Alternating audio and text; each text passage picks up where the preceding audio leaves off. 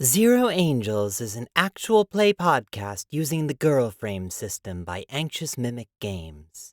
This show is intended for adult audiences and will cover subject matter that may be disturbing or triggering to some listeners. If you haven't already, consider listening back to our kink and safety conversation in episode 0 to see if our show might be something you enjoy.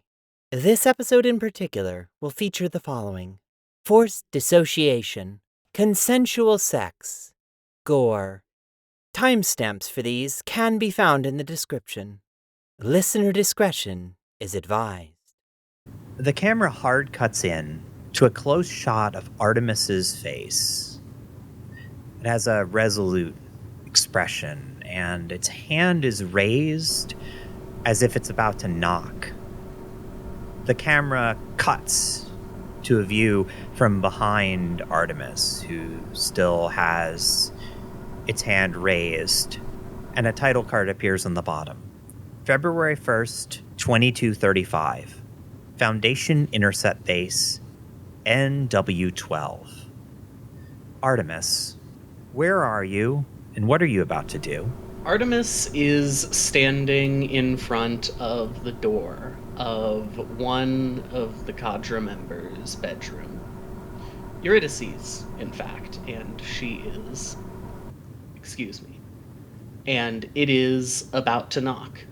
Eurydice, are you awake right now? Well, what time is it? And It's like 2 in the morning. probably not. Eurydice, you hear a knock on your door. What the fuck? He's just gonna roll back over and go back to sleep. Artemis is going to huff and knock again, slightly more insistently after a moment. Okay. It's 2 in the fucking morning. Who is it? It's me. She opens the door. Hey, is everything okay? We need to talk. And it, pushes you aside and then walks in. Whoa, okay. What's going on? Shut the door. Okay. What's your take on Voss? I have no fucking clue. I spoke to her once. She seemed reasonable, I guess. Okay. I don't know. Yeah, I thought that too. Maybe not so much anymore. You went on a mission with her. What happened?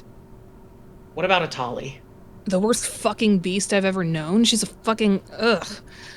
The woman's obsessed with the rules, yet I don't know if she's following them herself. Who fucking knows? She hates my ass. Hate hers back. I don't know. I was hoping we'd get a new handler who'd maybe keep her in check like the old one did. Yeah, I wouldn't bet on that. Okay, look. I've been doing some thinking. We are, all of us gonna need to start working together if we're gonna, I don't know, survive all of this. So I need to know that you're gonna have my back. When you say all of this, do you just mean the Gorgon fights? 'Cause, I mean, yeah. Duh. It's our job. Or is there something else? No, I mean this. You've been... Oh my god, Eurydice, you've been doing this whole vague thing ever since I showed up. I mean this. I mean, yeah, this whole situation is shitty, but yeah, if you need some help, yeah, I'll have your back. Actually, I was gonna ask you when I got a chance. Last mission was pretty stressful. Do you need some time to relax? I don't know. Maybe. Did you have something in mind? I think I can pull some strings to get you a room with some cameras turned off, and I don't know, you seemed pretty close with that engineering girl. No, it's not. It's not like that. Ah, really? Ah, damn. Look, can I level with you? Yeah, sure. She's weird about me. Okay. Yeah, I misread the situation. What did you do? I wanted something from the head engineer's office, so I told her I could get her some alone time with you in exchange. I thought you guys were into each other. Okay, all right. Thought it might be good for you to be with some normal people for once, because you know, us pilots, we're not fucking normal, but I don't know, she's not normal. That might not be good for you either. You know what? Actually, I can work with this. You've got my back. I've got yours. Deal. Okay, I'm gonna go talk to Cass. Good luck. And it leaves. As you say you're going to leave and talk to Cass, the camera cuts once more, and once again, Artemis is standing in front of a door that looks very similar to Eurydice's. The audience can easily infer that you are now in front of Cass's room. Once again, it knocks. Cass, are you awake at 2 a.m., or are you also asleep? Cass doesn't sleep. Cass is switched off. Cass, you hear someone knocking at your door. Cass's eyes shoot open. It robotically gets itself out of the bed and opens the door. Hey, we need to talk. Cass, before you begin this conversation, I need you to roll bad at being a person. I rolled a 7. You may pick 2 of the items, and you cannot leave the conversation until the other person ends it. I choose human words and normal sentence structure. Cass nods and lets you into its room. Artemis walks in and shuts the door behind it. I don't know. Talking to you is hard. Do you even have opinions on people? Cass tilts its head. I can be objective. I can tell if someone has ill intent. Who do you need to know my opinion about? The handlers. What do you think of them? Cass is quiet for a long moment. They are in charge of us. I don't know too much about Boss. The other one is cruel. I do not like that she beats Eurydice. Yeah, I don't either. Okay, look, Cass. We're a team, right? You understand what that means? Cass nods. And the handlers. We work with them, but you understand that they're not part of our team, right? Cass nods again. That's all I need to know. And then I think Artemis turns to leave. I think our final shot is shot forward towards Artemis as it walks down the hallway. Could you describe Artemis's expression and body language as this is happening? Artemis is now standing a little straighter.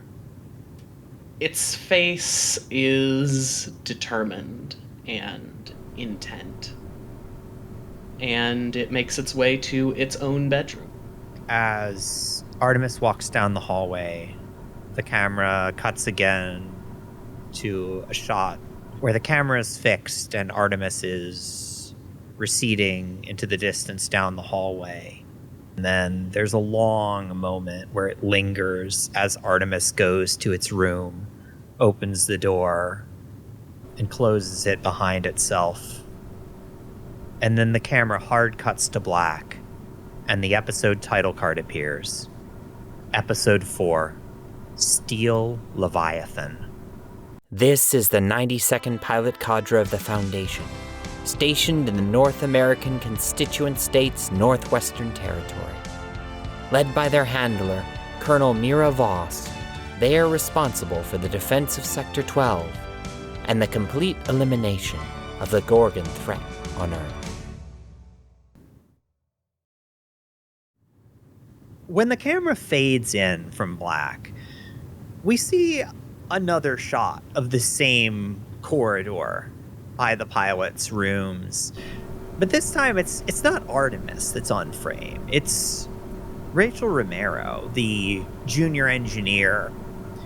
She's nervously fidgeting with something in her hands, and she keeps pushing up her glasses and playing with her hair, and it looks like she is deciding whether or not she wants to do something.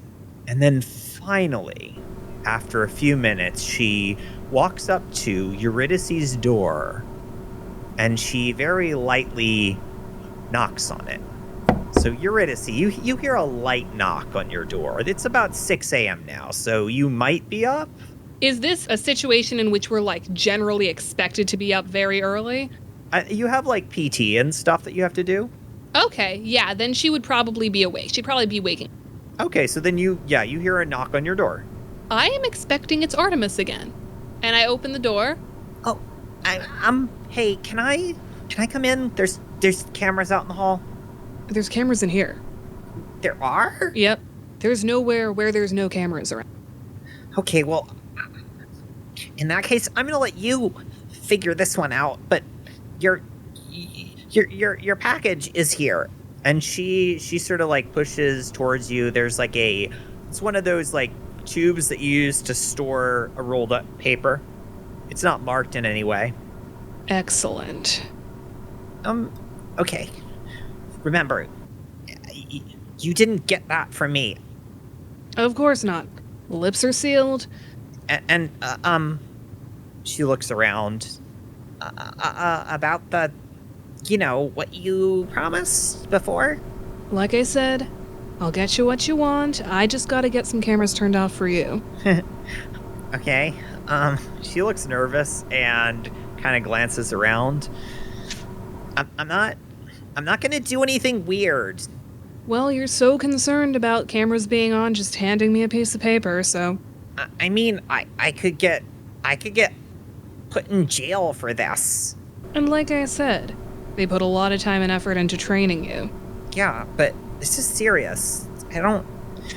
Maybe this is no big deal for you. You've been doing this for forever, but I'm new, and I'm scared, okay? Fair enough. Like I said, I got your end of the bargain. Though, quick question, when's your boss in? My boss? The chief engineer? Yeah. I got mean, a question for him. Not about this. I mean, he should be on base soon, in an hour or so? I don't... Alright, cool. Just don't tell him about this. No. I just want to get an upgrade for my girl. Yeah. Right, of course. I'm sorry. Okay. Unless you want to do another favor for me and just stick an extra cannon on my girl? I mean, you know how to requisition permissions. You've been doing this for forever. Yeah? Okay. I'm not... She's looking at you. I'm not gonna do anything weird. I just like Artemis, okay? I can tell. She steps back from the door. I'll talk to you later. I'll let you know when what you want is ready. She swallows hard, but then smiles and turns to walk off down the hall. I want to open up these blueprints. Okay. So you're just gonna do this right here? Gonna go back in the room and, I mean, I feel like I've been here long enough to know at least what angle is best to hide something from the camera. If you want to read these plans, I think you could find a place in this room where you could see them surreptitiously. But I'm going to make you roll to disobey orders. All right, and I don't think I have any heat, do I? No, but good news for you. There's a budget strain item. You get +2 to that roll. Oh, fuck yeah. +2 didn't do shit. I got a 7. You got a 7. You know what? You seem like you're trying to be pretty subtle about this, right? Mm-hmm. I'm going to mark your inconspicuous tag, and it doesn't matter which handler I'm marking it as, because you have a personal bond with each of them, so you get another +2 to that roll. Okay, so that makes that a 9, I guess. That's a 9. So on an 8 to 10, you can disobey, and you also get to pick one. You can give yourself a tag and gain 1 to 2 heat, reject a tag, or the last one doesn't really apply, because there's no one around. I'm going to try and make this thematically relevant. To reject beaten, If you're trying to reject a tag, it doesn't have to be. You want to reject the beaten tag? I want to reject the beaten tag. Okay. This is, Eurydice fucking sticking it to the man continuously, so feels like rejecting beaten works. You're no longer tagged as beaten. Okay. It's gone. You want to look at these plans now? I want to look at these plans. Okay, so you unroll these plans. They're a copy of the original. They're made on a lightweight paper that's designed to be very easily burned or otherwise disposed of. And you notice that on the corner of each one of these, there's a bit that's been blacked out. And you're not sure exactly what was there, but you have a feeling that might have been where the trigger phrase that would prevent you from potentially reading these would be. So it looks like Rachel's gone through and blacked that out on each sheet.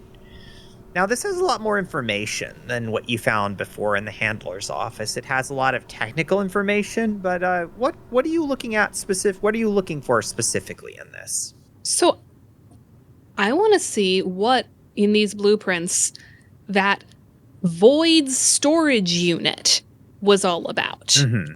So this has a fair amount of information. There is a coffin-sized core, the center of your frame. It has a life support system. It is labeled as being designed to hold a Void asset. It has a number of restraint systems that are detailed, has a number of power output systems that are detailed. It has a number of safety systems that are detailed, and a number of warnings about ensuring containment and procedures for what to do if containment is breached. I'm assuming you're trying to look for ways to disengage some of these. Yeah. So there's several layers of safety. Whatever's in your frame has a series of tags. You unlocked one of them. There are two other layers here. There's a restraint system that prevents the whatever's inside from speaking freely. That could be disabled with the chief engineer's key card. There's also a dispenser for some kind of drugs. You don't recognize the chemical composition, but you suspect that it has to do with keeping whatever this thing is compliant. And that requires biometric access from a high-ranking officer to disable. And then finally, there's a terminal restraint system that keeps whatever this thing is inside. And that one is strange, because it references another page. And when you turn the page, you see on the top, there's a phrase written down, which doesn't mean anything to you. In red letters is written the phrase, "Even a houndsman has a master." And then below it, there's a set of procedures that reference director-level clearance and access to a director's keycard, and a number of warnings about how you should never, under any circumstances, release these locks. And I think that's it for information. It does look like there was other information there afterwards, but a lot of it's been redacted. It doesn't have to do with the operation of whatever this thing is, but from what you can see, it looks like it might have to do with its origin. And it doesn't look like Rachel redacted it. It doesn't look like someone took a marker to this. This looks like it was this way on the original file. So what are you going to do now, Eurydice? So, I think I'm going to take out a notepad. I'm going to write down the relevant information that seems like I want to remember. Mm-hmm. And then I'm going to burn these blueprints. That sounds good. So this is in regular paper. This is designed to be destroyed quickly and cleanly. Okay. Yes, as soon as you take this and touch the lighter to it, it almost like flash paper. It just poofs up and is gone. All right, cool. I take my notebook And I stick it under my mattress. All right. Yeah, you've learned a lot. And I think I'm going to give you a tag for it. I think I'm going to give you the tag conspiratorial. Okay. I think the last shot we see in this scene is the paper burns quickly and you put the notebook away, and then Eurydice lies down on the bed and looks up at the ceiling, and the camera is looking down at it, sort of drifting up slowly, and then it fades out to black. The next scene starts with the camera black, and we hear an announcement going over the public address system. CA 55-77 to Colonel Voss's office.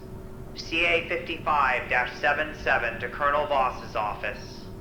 Cass, where are you right now? It's later in the morning. I'd say it's probably like 9, maybe. It's been a couple hours. Cass has been in the training room going through pilot daily physical training.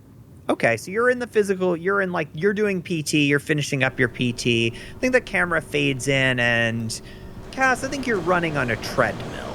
You just been running. I'm assuming Cass doesn't try to listen to music or anything while it works out, does it? It just kind of does what it needs to do. Yes, expression doesn't change even as sweat starts running down its face. Mm-hmm. It's very stoic, very robotic, very off-putting. Okay. So you hear this announcement. You hear CA 55-77 to Colonel Voss's office. What is your response? I immediately turn off the treadmill. I wipe the sweat off my face. I grab any immediate belongings of mine, and I head straight off to Colonel Voss's office, as if it wasn't a big deal, as if it was just an everyday thing. Excellent. You arrive at Colonel Voss's office, and you knock on the door. You're told to enter. And you walk in, and you've been in here before a few times. I mean, technically, you've been in here many times, but you don't remember most of those. And it wasn't Colonel Voss's office before. And Colonel Voss is sitting there behind her desk in her chair. I think she's wearing what she usually wears. She's got her white button down. She has this holster, the shoulder holster with a pistol in it, and she's wearing a pencil skirt, and she's got her legs crossed, and her jacket is draped over the back of the chair. She's not wearing the jacket right now. She motions you to come in. Oh, Cass, please, come in. Close the door behind you and come sit down. Cass does as it's told. Colonel Voss stands up and she walks around the desk and she looks down at you. Cass, how have you been settling in these last few days? I'm sorry, I haven't had a chance to check on you really properly. I've only just arrived recently, so I thought I would ask. As your commanding officer, I think it's my duty to see that you're being properly taken care of. Oh, by the way, roll bad at being a person. I was just about to ask about that. I rolled a 3. Okay, so you pick 2, and you can't leave this conversation until you're dismissed. Oh. I'm gonna be bad. Okay. I'm gonna pick deception and human words. You got it. All right, so yeah, she's looking down at you, waiting for an answer. Cass makes eye contact, says, "Great." Great. You know, I know that Dr. Saito has been doing their best with you, but it feels sometimes like there's such a long, hard road in front of us yet, and Cass, I look at you. She bends down, and you can see there's an expression of you're not sure in her face. It looks kind of like pity, or maybe she's just sad. It looks like you could see some tears in her eyes. I've never had any children, but I look at you and I see almost a daughter. And she reaches out with her right hand and she kind of places it next to your cheek, like along the side of your face, like she's trying to cradle the side of your head. How do you react to that? Before Cass registers what it's doing, it flinches. I'm sorry. I'm not trying to scare you. I just... Sorry. No. Again, she reaches out again, more gently this time, more hesitantly, slower. She's trying to make it clear that she's not a threat to you. Once again, she puts her hand next to your face. I'm not your enemy. I'm not here to hurt you. I know you've been hurt. Again, I'm going to ask what you do. Her hand is again near the side of your face. Cass lets the hand rest on its face. She cups the side of your face and smiles at you and very gently, not quite caresses the side of your face, but like gently brushes her hand along it. While this is happening, Cass's guts are churning. Cass doesn't know why. I want you to deepen your bond with the Colonel. You now have a personal bond with the Colonel. No. For the audience, I'm going to explain mechanically what happened.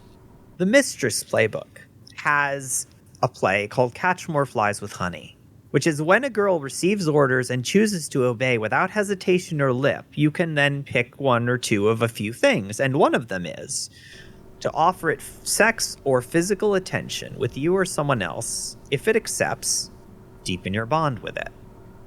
So, physical touch. Despite this churning, Cass keeps its normal stoic expression. Lost smiles at you and she kind of lightly pats your cheek, and then she takes a step back and she leans up against the edge of the desk. I think you might notice, and certainly the audience would notice, that there are two chairs in front of the Colonel's desk. She could easily pull one up and sit next to you, but she's choosing to prop herself on the edge of the desk above you and look down at you. She leans her hands back and watches you for a while, as if she's gauging your response. You know, I saw you fight on recordings, of course, as Blondie. I heard about everything. I heard about what she could do. It's...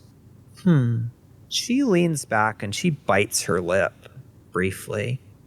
She was beautiful once. Just radiant. And she looks back at you.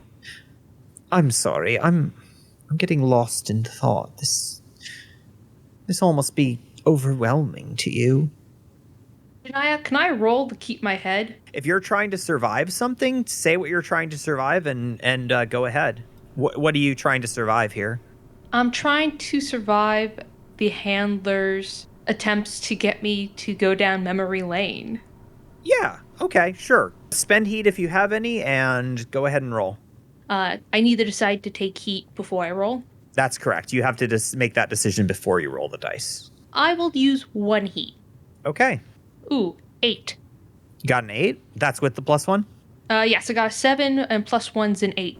Okay, so you're going to choose 2 that you are and 1 you definitely aren't from the list. Do you have the list? I have the list. Okay. Pick 2 and 1 that you are not. I'm desperate enough Okay. I'm in control of myself enough. Okay. Which one are you not? I think right now I'm not sexy. Okay, fair enough. You know what? Because of this play, I'm going to say that you get to pick one more of the items from Bad at Being a Person, in addition to the ones you already select. Ooh. So tell me which one you'd like in addition to the others. Normal sentence structure, baby. Excellent. So the handler's saying all this, and then she leans forward again. And I think she notices something in your expression. You're not sure exactly what she sees, but she furrows her brow.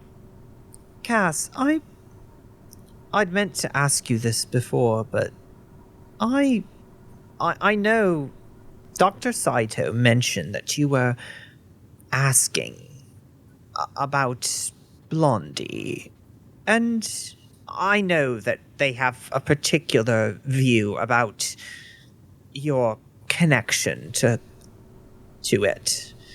But let's just say I don't always think such a harsh approach is appropriate. I wanted to know, what is it that you're looking for here?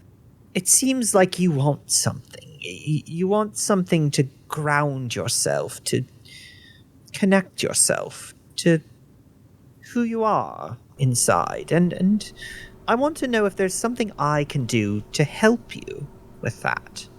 It takes some effort, but Cass makes itself smile. Blondie is dead. Yes, I know. It's important as a pilot to research and follow examples of some of our most remarkable members. As the announcement said, I am CA55-77. I need to make an identity of my own. Oh. If I am going to be of use to you and to the Federation. She raises an eyebrow. Yes, I suppose after such a traumatic experience, you would have to make an identity. You had what you were stripped away from you forcibly. That's... I can only imagine what that feels like.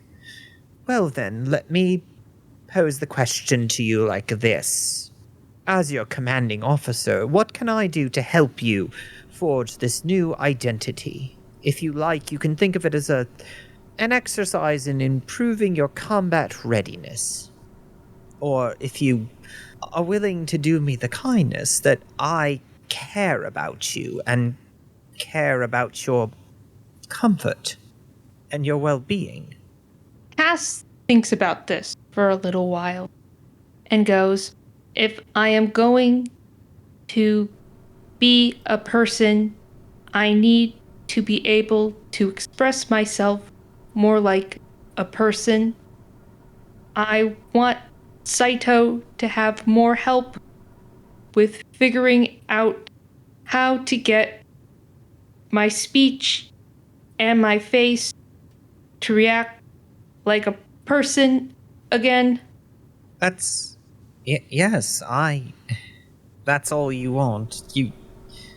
Well... She raises an eyebrow again. Certainly, I'm sure Mizuki would have no problem doing that. They already have been asking for additional resources, and of course. The doctor has been taking good care of me. As you have seen in my battles and in practice, my physical well-being and coordination is back at optimal levels, but as you can see with my speech and with my face, and you can tell that Cass is struggling to keep, like, it was a smile, but now it's kind of a wonky half smile, half frown. Yes, of course. Here, Cass, come on.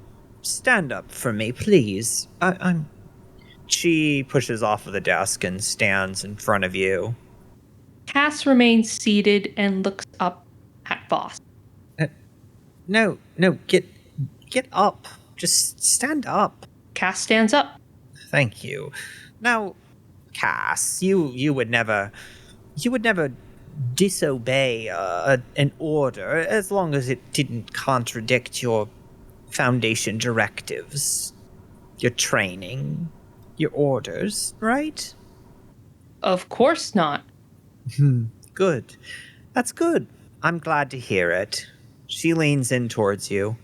Cass, this information is not for girls. And you feel your awareness starting to go fuzzy. Can I roll against this? You can make a play to disobey orders. I will spend 1 heat on this. Okay. Roll.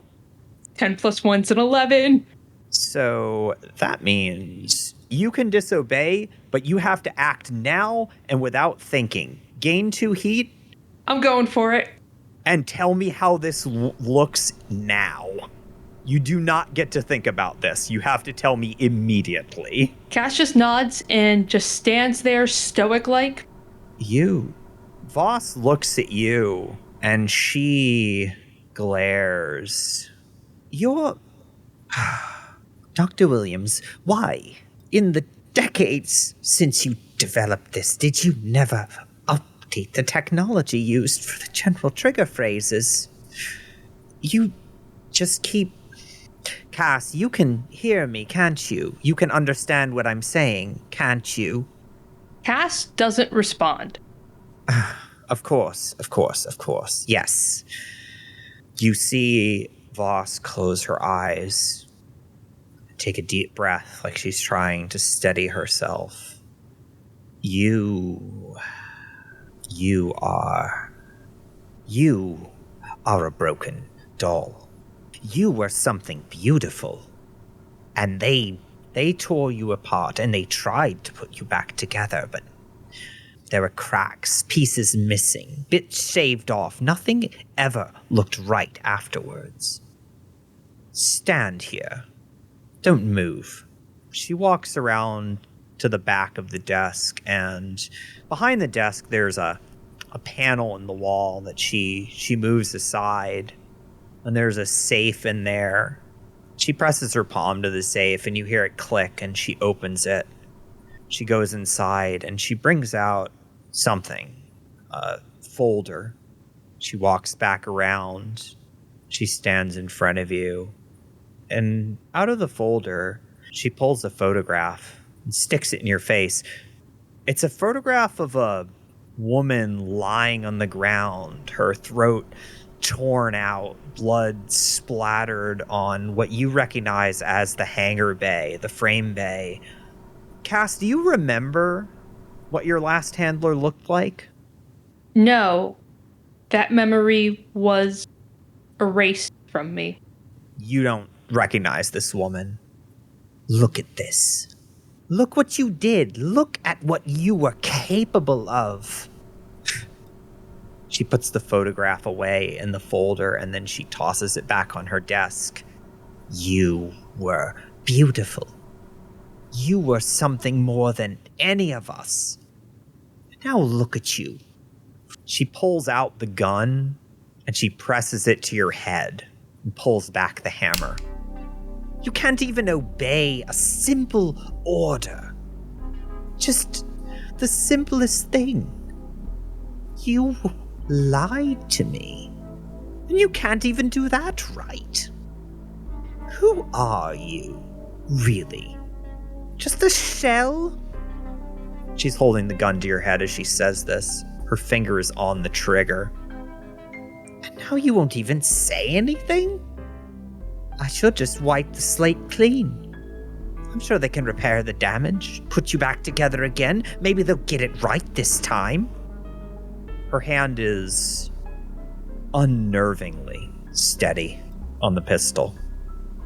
It's not moving at all. Her finger locked in place. 2 pounds of pressure between you and oblivion. Still, nothing to say.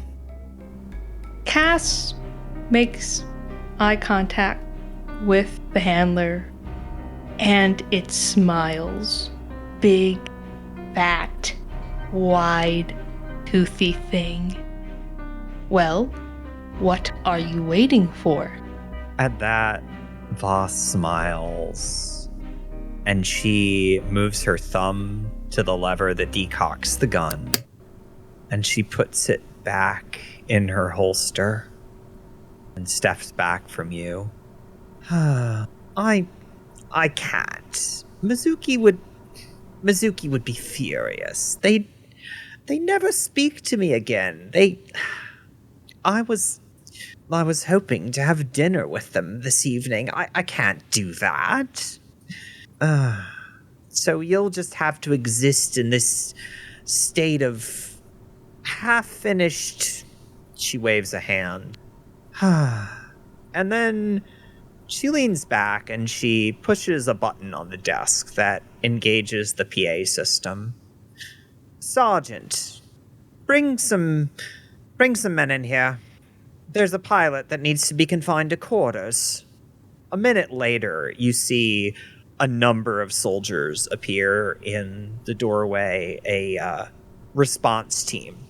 The kind of people that are dispatched when one of you is misbehaving and needs to be subdued. There's 6 of them wearing body armor, carrying assault rifles, and the sergeant salutes the colonel quickly. Sergeant, escort this pilot back to its quarters, where it will remain under lockdown until further notice. Is that understood? The sergeant nods without saying anything, and then the colonel turns to you, Cass. You see, there's a certain virtue in just playing along, or I suppose in knowing when it's appropriate to push back and when it's not. And I think until you learn when and where to push back, and when and where to do as you're fucking told, you're going to go to your room without any supper, and you're going to wait until you're given further orders. You're dismissed, pilot. She's walking back around the desk as she says this. Before Cass leaves, it tries to make another smile on its face, and with this gnarled expression, calls back softly as it's being let out. Have a nice dinner. As you're saying this, one of the soldiers, there's one soldier on each arm. I think one of them kind of grabs you by the back of the head, by the hair, and bends your head down as they march you out. And you hear, as you're leaving the room, once the door closes, you hear one of the soldiers, and you're not sure which one, just sort of snicker. And then you're led back to your quarters and locked inside until further notice. You are now under the strict regulations punishment. Impose a rule on a girl's behavior. You may inform it of this rule or not. Breaking the rule will result in further punishment. So the rule for you is you cannot leave your quarters until you're ordered to. And I think the last scene here is that you're being shoved into your room by these guards, and the camera fades to black as the door closes. The camera fades into an office that we haven't seen before. It kind of looks like the handler's office, kind of looks like Colonel Voss's office, but it's smaller, and it looks more lived in. There's more papers stacked around, there's more filing cabinets, less artwork on the walls, the desk isn't as nice, the chair isn't as nice. Everything looks functional in here. And as the camera fades in, we see Major Attali sitting at her desk, and Artemis standing at attention in front of it. And the Major looks up. At ease, pilot. You can sit if you want. I think it does. So, you wanted to talk to me? She motions at you. Talk. I've got nothing else to do. She says that with a little bit of a sarcastic edge, which I do think you notice. Yeah. I think Artemis starts off simply, permission to speak freely, Major? She closes her eyes and kind of like pinches the bridge of her nose and shakes her head. Yeah, go ahead, pilot. There's no one else here. Look, I get the vibe, right? Voss is the carrot, you're the stick. Yeah, you've successfully understood the basics of the military command structure, pilot. Congratulations, I'm glad they're still teaching you something in basic. Definitely. I get the sense you don't like Voss. I'm sorry, pilot, I would never speak ill of a superior officer. What gives you that idea? Yeah, of course not. I don't know, just, something about the way that I've never really seemed to notice the two of you talking. I don't know, pilot. Speaking freely, if we were to talk in general terms, I've been doing this for a long, long time, and I don't like when people that have never seen the business end of a rifle come in and start telling people to move this way and that. It doesn't end well, in my experience. So hypothetically, no, I don't like people like that very much. Sure, hypothetically. You catch on quick, really earning that second lieutenant's pay. Voss doesn't follow the rules, does she? Oh, here in the Foundation, the rules are flexible. Yeah, but I get the feeling you like him a little more than most. I've been in the Foundation for 14 years, but I've been a soldier a lot longer. There's some things that just... Yeah, you could say that. I think they have their place. I think they're here for a reason. I think we have a job to do. Voss thinks that I need to be a pretty face for the cadre. You know, keep them all together. Be a step up, take some, I don't know, leadership responsibility. Yeah. Got any advice for me? Oh, yeah. Well, I'll level with you, pilot. This whole hierarchy that you all have, I know it's got its place, and you have to be a part of that, but you have no experience. You've been in combat, what, once? For real? Yeah. You have 6 months of training? I know you're good with your frame. I've read your reports. I know about the sync rate. I know about your ability to link up with your frame. All that stuff. But there's something else there. You want advice? Normally I'd say keep your head down and learn something. Watch Eurydice and see what it does. But it seems that our colonel has big plans for you. Look, pilot, I've been an officer my whole career, but I know how the NCOs talk about us. And as an executive officer, you get a sense that part of your job is to manage the people above you, to figure out what they want. So tell me, what do you think your CO wants you to do specifically? I think she wants me to put on a really pretty face, and she wants me to keep everyone functioning as a unit, and I think she wants me to scream when she wants me to. She raises an eyebrow at that last comment. You care to elaborate on that last one at all, pilot? Is that an order, Major? She narrows her eyes, and then after a minute, she nods. No, it's not an order. Just a question. Then not at this time, sir. Right. Because you understand that if you were to report something to me, I'd have to make a report of it or conveniently forget to write a report. And I think you're smart enough to understand that both of those have certain downsides to them. Of course, and I'd hate to put you through that kind of trouble for no reason, sir. Of course. Keeping the cadre together is all of your jobs anyway. As far as being a pretty face. She sits back in the chair and puts her hands behind her head. And you see she has a lot of scars. She's got scars on her face.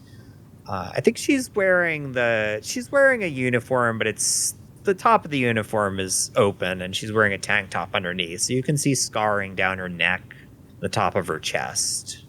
I don't know much about being a pretty face for anything, so that's one you're gonna have to figure out for yourself, but... Well, that's all right, Major. I think I got something out of this, and before I leave, I just wanted to let you know that I understand our job is to follow orders, and I'm gonna do my best to do exactly that. And make sure that you are aware that I also like rules that make sense. A lot more than I like rules that don't. And I'd like to flirt with her. Go for it. Spend heat if you want to and roll. Can I mark the smart identity for just this whole general conversation? Yeah, take 3 heat for this. Yeah, cool, thank you. In that case, then, I will go ahead and spend... What's it gonna be? Let's do... Yeah, why not? Let's do all 3 on this one. You got it. I think Artemis feels pretty strongly about making this work. That's a 9. It's easy. You can each unmark 2 of your identities. Doesn't count for the handler, but feel free to unmark your identities. And then you can ask one of these. I think that I got a... I think that I told Attali what I wanted her to be, so who do you want me to be? Do you want to play that out? So, if there's anything you ever need from me, let me know. She leans a little further back in the chair and stretches. It looks like she flexes just a little bit as she's doing it, and you see sort of a smug look on her face. You know what, Pilot? I think it's important to have a rapport with the cadre. I think it's important to have a rapport. Just, let's keep the top brass out of the loop on this. Sometimes it's better to just leave it to the people that are doing their jobs. You seem like you're getting a strange feeling about your commanding officer. Would you say that's accurate? Hypothetically speaking, of course. Hypothetically speaking, that is a way one could phrase it, sir. Well, if you were to come across something more direct and actionable, I would very much appreciate being kept in the loop, because right now I don't feel like I am. And as someone who's been doing this for 30 years, that makes me very uncomfortable. Can you do that? Entirely hypothetically, sir. Of course. Where would the line land between actionable and annoying? I joined the Foundation for a lot of reasons, but we're here to do a job, and that job is to protect people, and if an officer is standing in the way of that, then something needs to be done about it, officially or otherwise. I'll keep you in the loop, Major. Thank you, Pilot. Are you gonna, leave at this point? I think it will, yeah. As you're leaving, before you get to the door, you hear the Major clear her throat. Oh, and Pilot, as someone who's had someone who wanted her to scream when they wanted, explosives don't care what side you're on when they go off. Just a little bit of equipment trivia they don't teach you in basic. I'll bear that one in mind. Thank you, Major. You're dismissed, Pilot. And she goes back to writing something and some paperwork. And I think that is the scene we fade off on as Artemis leaves the room and the Major is bent over writing something.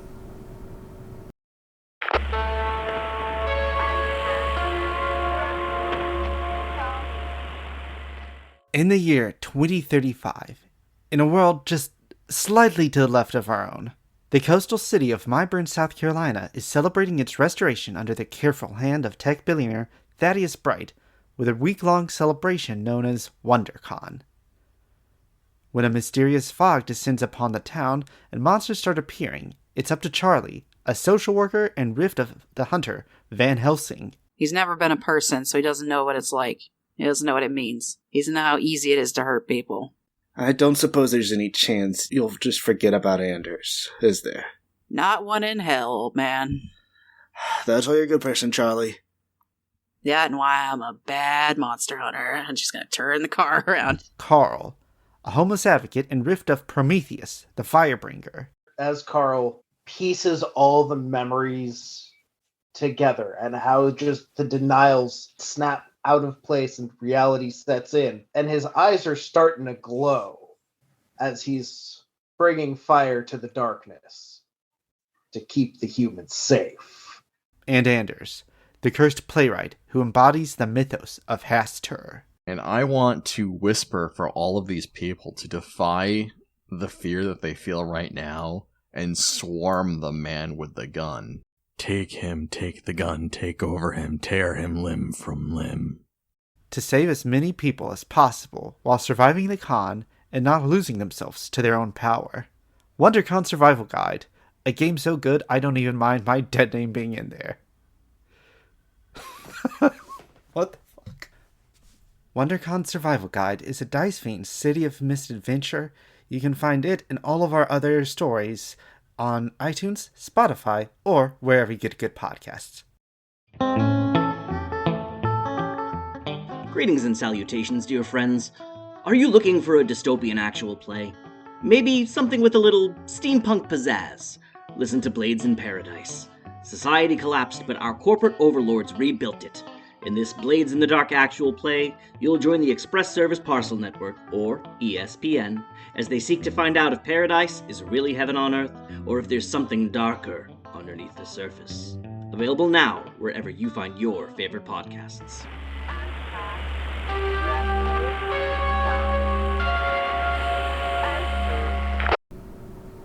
Eurydice, you want to get a requisition for your frame, correct? Yes.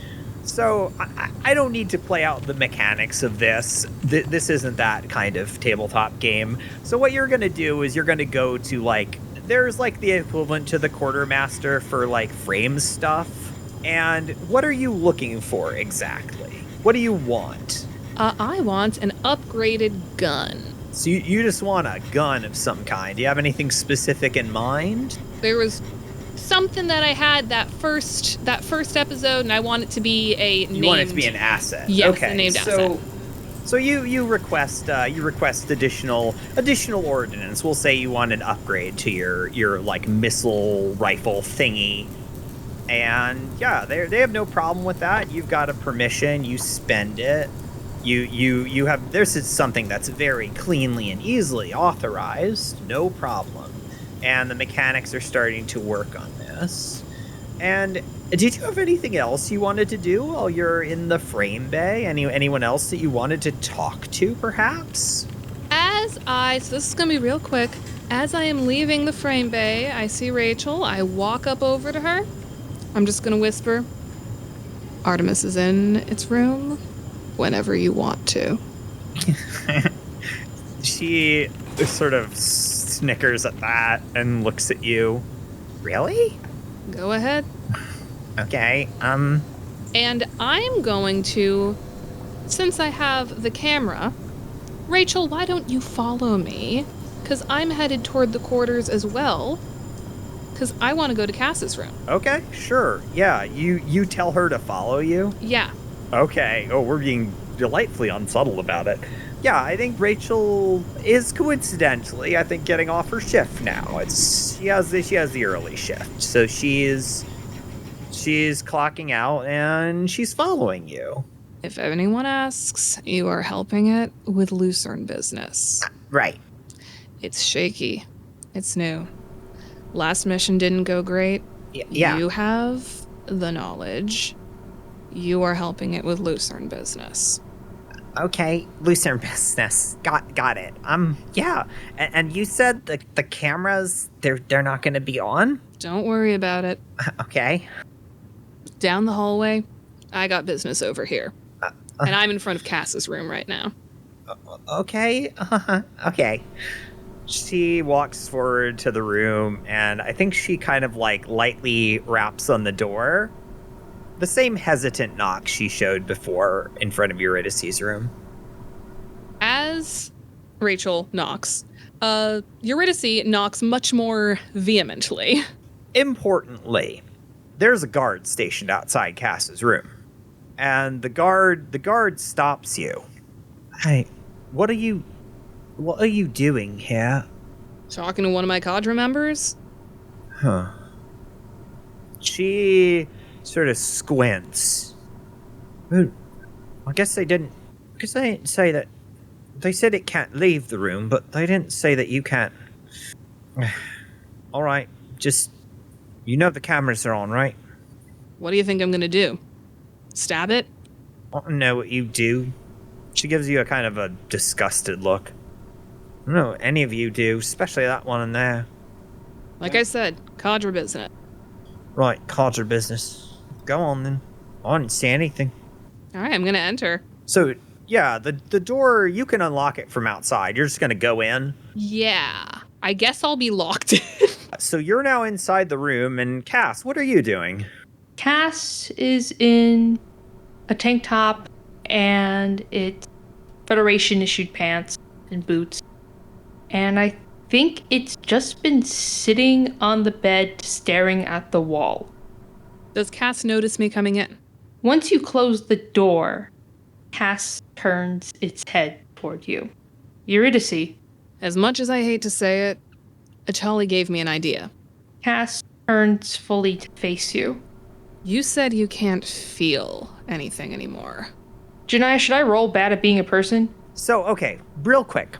You should roll bad at being a person, yes.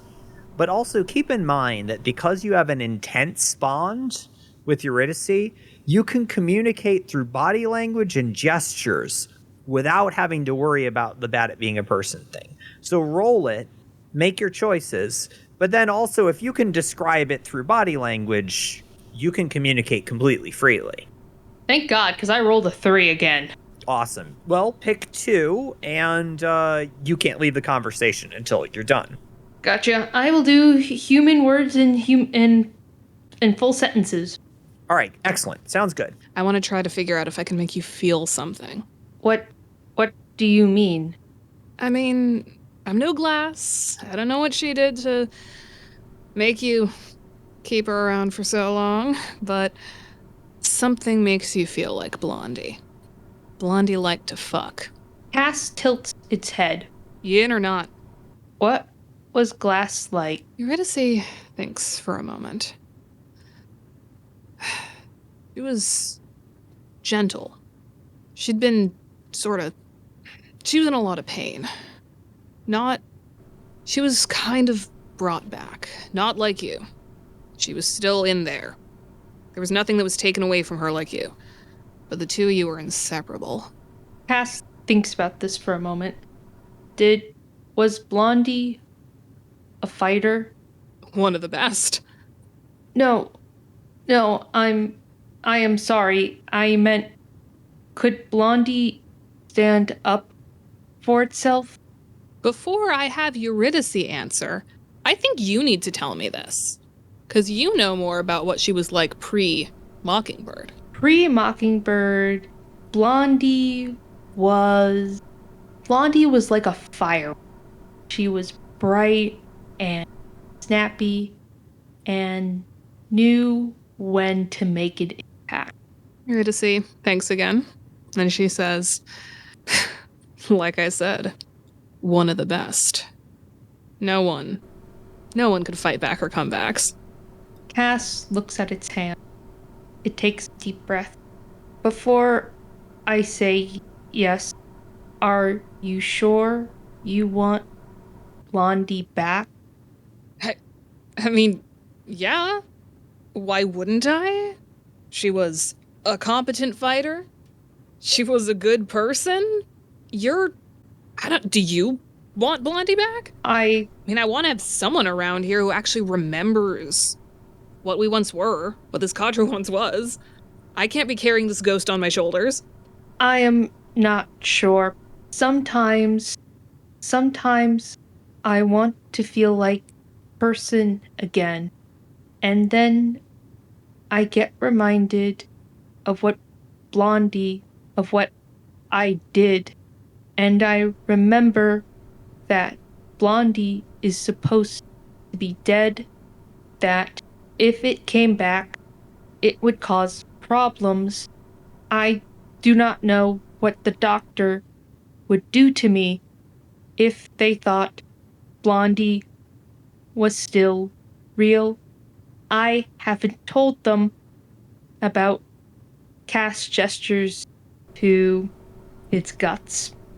How there are still phantom feelings toward things. Well, hey, I took you while you were corrupted. I can take a fucking doctor. Cass looks at you and considers you for a long moment. Okay, let us see if it is possible. What do you want me to do? I mean, I'd like you to tell me what Glass used to do for you, but who knows if you can do that, so take off your pants. Can I take off my shoes too? All right, Cass, you're sitting on the bed. I took off my shoes, my socks, and my pants. Eurydice takes 2 fingers and presses them against, I'm assuming you're still wearing underwear, presses them against your underwear. You feel anything? Cass shakes her head and gestures for you to touch her lower. Okay, that's something. That's something. Eurydice slips her hand underneath your underwear to get a better grip. Anything? Cass shakes her head and gestures again for you to go even lower. Okay, I go lower. I rub harder. Anything? Cass nods and squeezes your forearm. Oh, okay, perfect. I rub a little harder.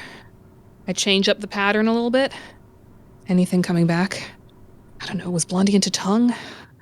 You can see Cass is both enjoying what you're doing and also trying to concentrate. Eurydice continues. She takes her fingers, she slips them inside. Cass is getting more visibly aroused. Okay, something's happening, something's working. You have physical sensation. This is good. This is good. Eurydice continues. I think while you're doing this, Cass has had her eye squunched. And she's been breathing harder and harder, squeezing your arm harder the longer you do this. And after a little while, you can tell she tries. I remember another room. I did this to someone in another room. She was broken, but she was beautiful, and she was mine. I did this with other members too before she was mine. Remember. Oh my god, you remember. After some time, Cass is starting to reach climax. And right before it hits her, she looks you right in the eyes, Eurydice, and she says, just above a whisper, Cordelia? Eurydice stops in her tracks. What did you say?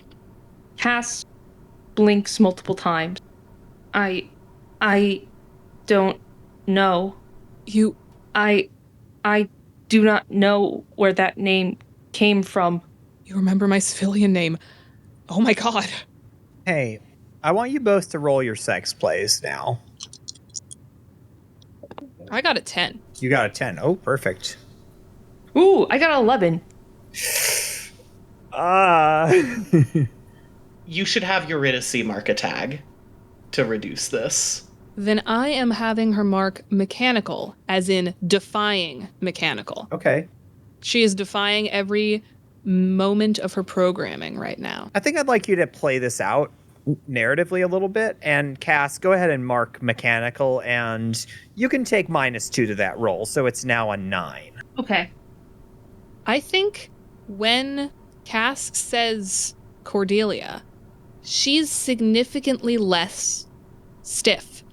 Something about whether it be our intense bond or the memories or something, her muscles relax in a way that they haven't in a month. Mm-hmm. The movement of the arm that is holding on to Eurydice, the fingers, they're a lot less like a claw, like a claw machine claw, and more like a human grip. All right. So, Cass, on an 8 to 10 on the sex play, you break a barrier. I want you to choose one of the items from bad at being a person. And from now on, as long as you have at least a personal bond with Eurydice, you can always use that one when talking to them, in addition to your other choices. So go ahead and pick one as like a permanent item for Eurydice. I'm going to pick human words. Okay. I'm going to make a note of that on your sheet. So, Eurydice, for your sex play, on an 8 to 10, raise your status and ask her if she thinks you're a creep. If she says yes, she can give you a tag. Otherwise, she picks one of your maxims to unlock or to uncheck. So you're no longer the dog. You're now the wing. Unfortunately, this has the side effect of making Cass the dog. But we'll worry about that later. For now, play it out. We sit there, Cass freshly post-orgasm, and Eurydice laughs and says, despite everything, I'm, like, technically old enough to be your mom. You think I'm a creep for that? Cass is still reeling from all these experiences. She looks at you, and you can tell her body language isn't defensive, but you can tell she looks tenser than you would expect her to be after what you just did.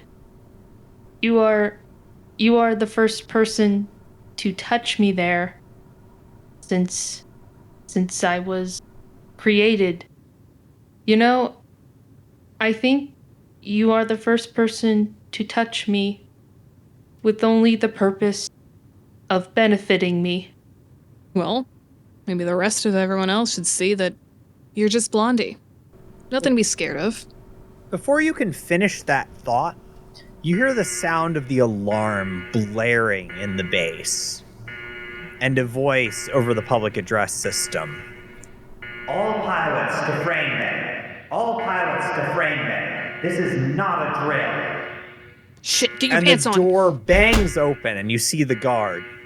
And she sees you, and she understands what's happening. Get your fucking pants on. You hear the announcement? Get the fuck out of here. Cass is already doing like that little pant shuffle thing you do when you want to get your pants on fast.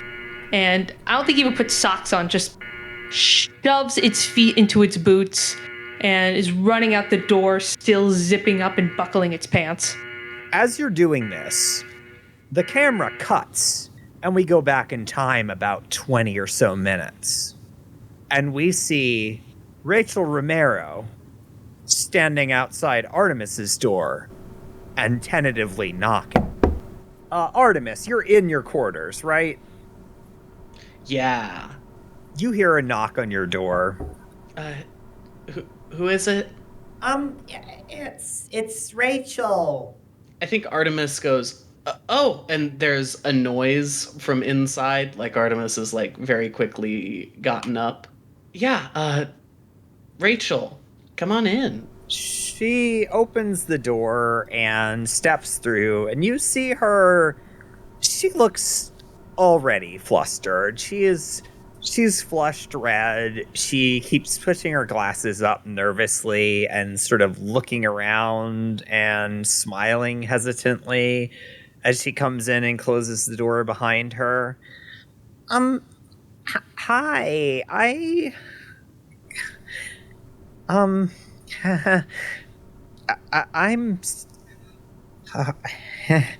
you know,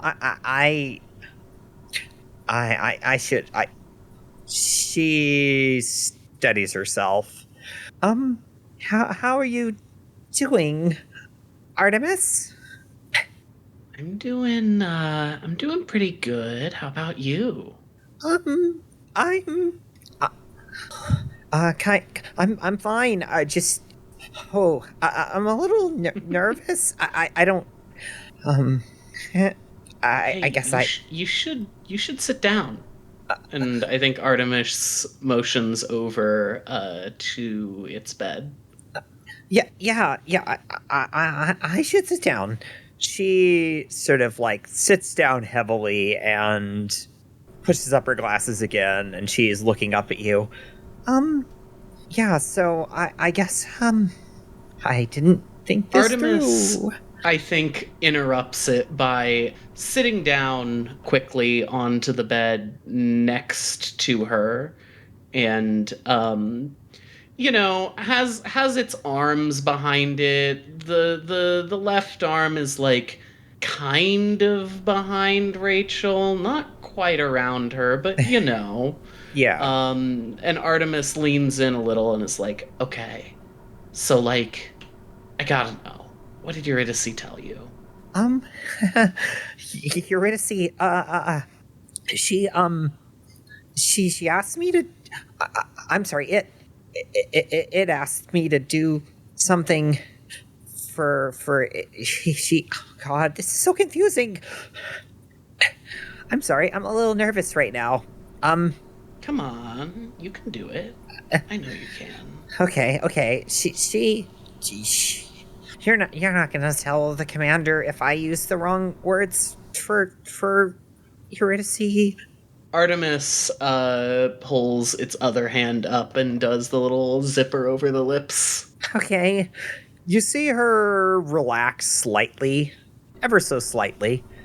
Okay, well, so she wanted me to get her something, some information, and, it's kind of dangerous to get a little bit, but, like, I think it's important that she knows about it, so I did. And, she asked me if I liked you, and I told her that I did. I mean, she was a little more. She said it in a different way, but I don't know. I thought maybe I could get to know you better because we don't really get a chance to talk much, and I mean, I do like you. You're really cool. You're. I don't know. I get to see your frame, but oh my God. I'm so nervous right now. I'm sorry. I guess I didn't really think all of this through. Hey, all right. I mean, yeah, we really didn't get to talk much after we like that week in basic training. Yeah, like. But I mean, hey, it was a good week. Yeah, it was nice. I mean, you're really nice and you're really cool, and like, I don't know. I always thought you were really cool. Just, I don't know. I said before, I don't think I could do what you do, and that's, I don't know. I guess kind of scary, but also like, I don't know. Yeah, I guess I guess I just wanted to talk to you about it. Yeah, sure. You can talk to me about anything you want. I mean, Eurydice said she was gonna get us some privacy, so like, I don't think anyone can hear anything you want to say to me right now. Privacy. She did say that. She said the cameras were gonna be turned off, and she's getting noticeably redder, and she's kind of like tapping one leg nervously and smiling in a way that you feel is a combination of nerves and something else. Yeah, I guess I guess I didn't think much about what I was actually gonna say or do. I just I guess I didn't even think I would get this far. I kind of thought maybe she was just, full of shit. Artemis shrugs and stands up and starts idly pacing around the room and says, yeah, well, I mean, obviously she wasn't, so I don't know. What do you want to say? What do I want to say? I don't know. I think you're really cool. I said that like 5 times. I think you're... Artemis walks over and stands in front of her. She looks up at Artemis and, gawks. I think you're, beautiful, handsome. Artemis starts leaning in. Hot? Yeah. Oh my god. Artemis places a hand on Rachel's shoulder and a hand down on the bed to steady itself. And as it does, it very tactfully slips and falls on top of her. And I would like to mark the clumsy identity to gain 3 heat. You sure fucking can. 100%. So as you fall down on top of Rachel, she just lets herself fall into this, and you hear her breathing speed up, and I think you can... what is Artemis wearing? Artemis is wearing, the pilot uniform, or what? Yeah, pilot uniform, jacket over the top. Very typical Artemis fare. Yeah, I think you can kind of feel her heartbeat quickening as you do this. Oh, goodness, sorry. No, it's fine. I don't mind. I'm just pushes itself back up, but stays on top of her. She's staring up at you, wide-eyed. Her glasses have come loose a little bit. She's not making any move to push them back into place. So, hey, Rachel. Yeah? I think that, maybe, sort of, I might feel the same way. And I was thinking about it. And, I can request this kind of thing whenever, but I think that the handlers might be kind of mad if they found out, Yeah? So we gotta keep this on the down low, okay? Yeah. No. I already... Yeah. The thing that Eurydice asked me for was really secret, but it's really important, and I told her I wouldn't tell anyone, and I won't tell anyone. Okay. I'm just saying. I'm only gonna act like this in here when we get the chance, okay? Okay. I'm okay with that. I just when I'm usually really busy, so it's fine. I get it. Good. And it leans in and kisses her. Kisses her where? I was thinking mouth, but I think I'm gonna change my mind and say neck. Okay. Yeah, you do this, and she audibly gasps, and you can tell from where you are that her heart is racing. And she tenses up. Yeah, I'm okay with that. I thought so. And Artemis is going to reach up and grab her breast. Oh, okay. This is... She arches her back and writhes into that. Gotta take advantage of the time while we got it, right? Right. I get it. Yeah. I've never done this kind of thing with the pilot before. I mean, holy shit. But with someone else, then? I mean, kinda. There was this... God. I mean, there was this... Artemis's hand, as she's trying to talk, starts drifting downwards. She is once again leaning into this. She pushes her hips up towards Artemis.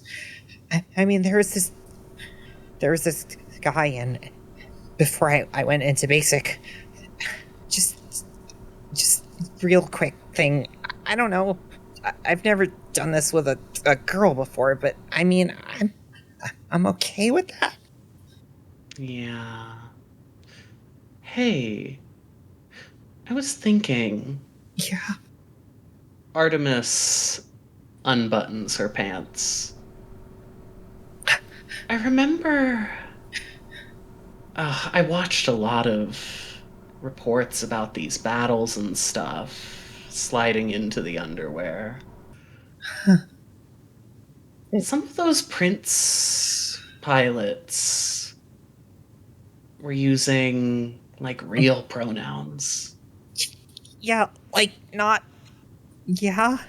How'd they manage that? Uh... Finger against the clit. She shivers at this and twists her hips, and she can't answer right away.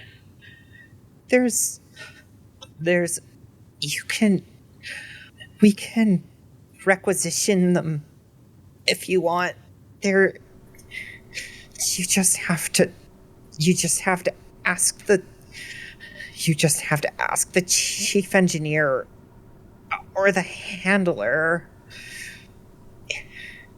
Noted.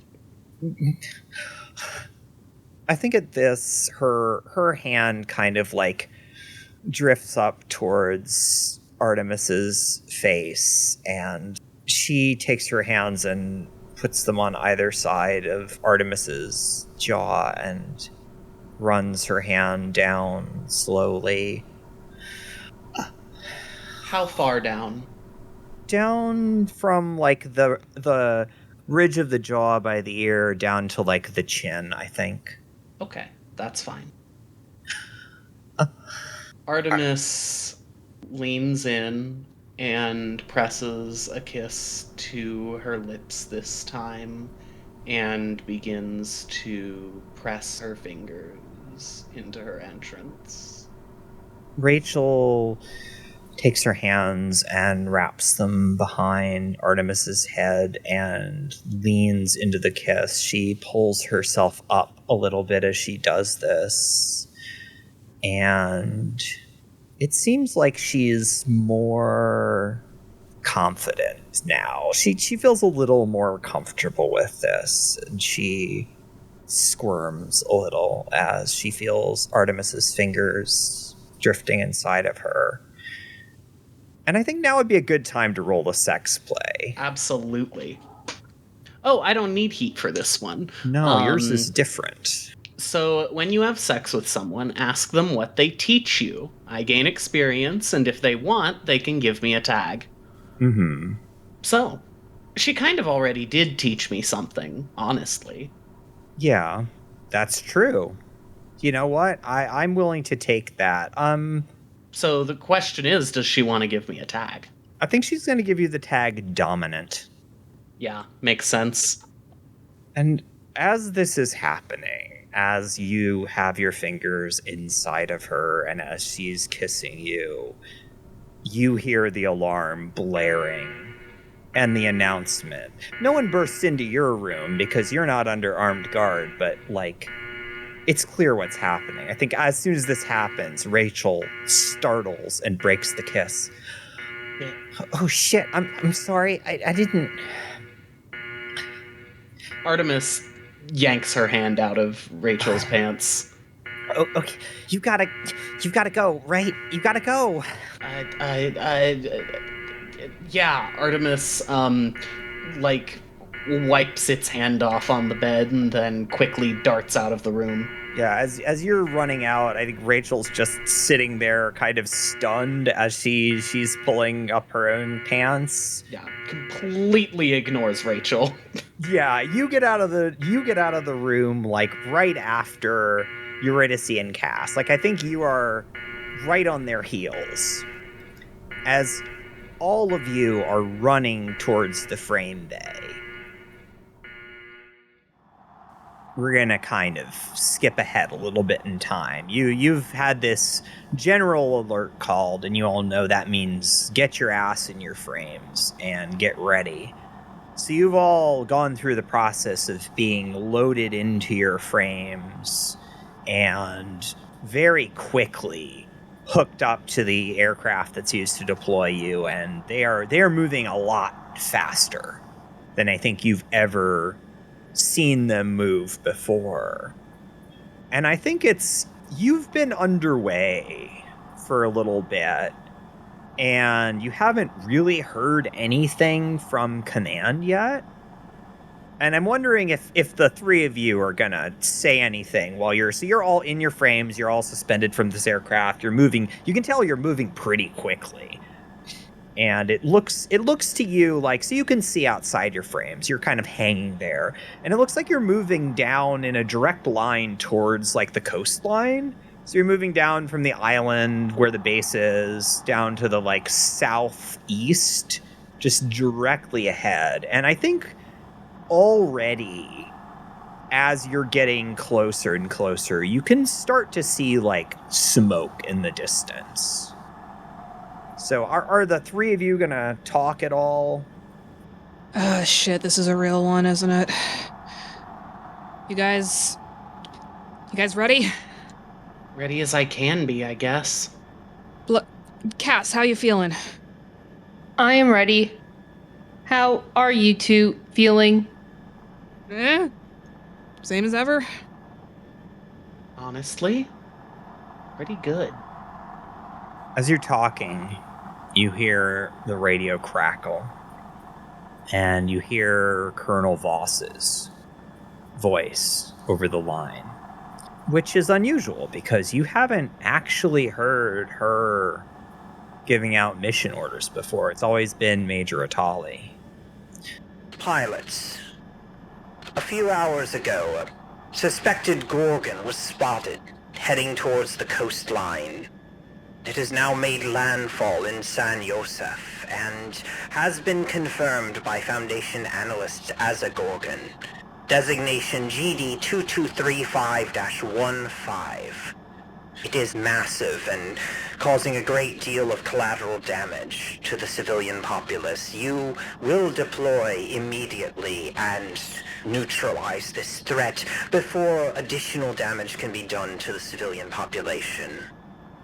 Is that clear, pilots? Copy. Understood. Heard.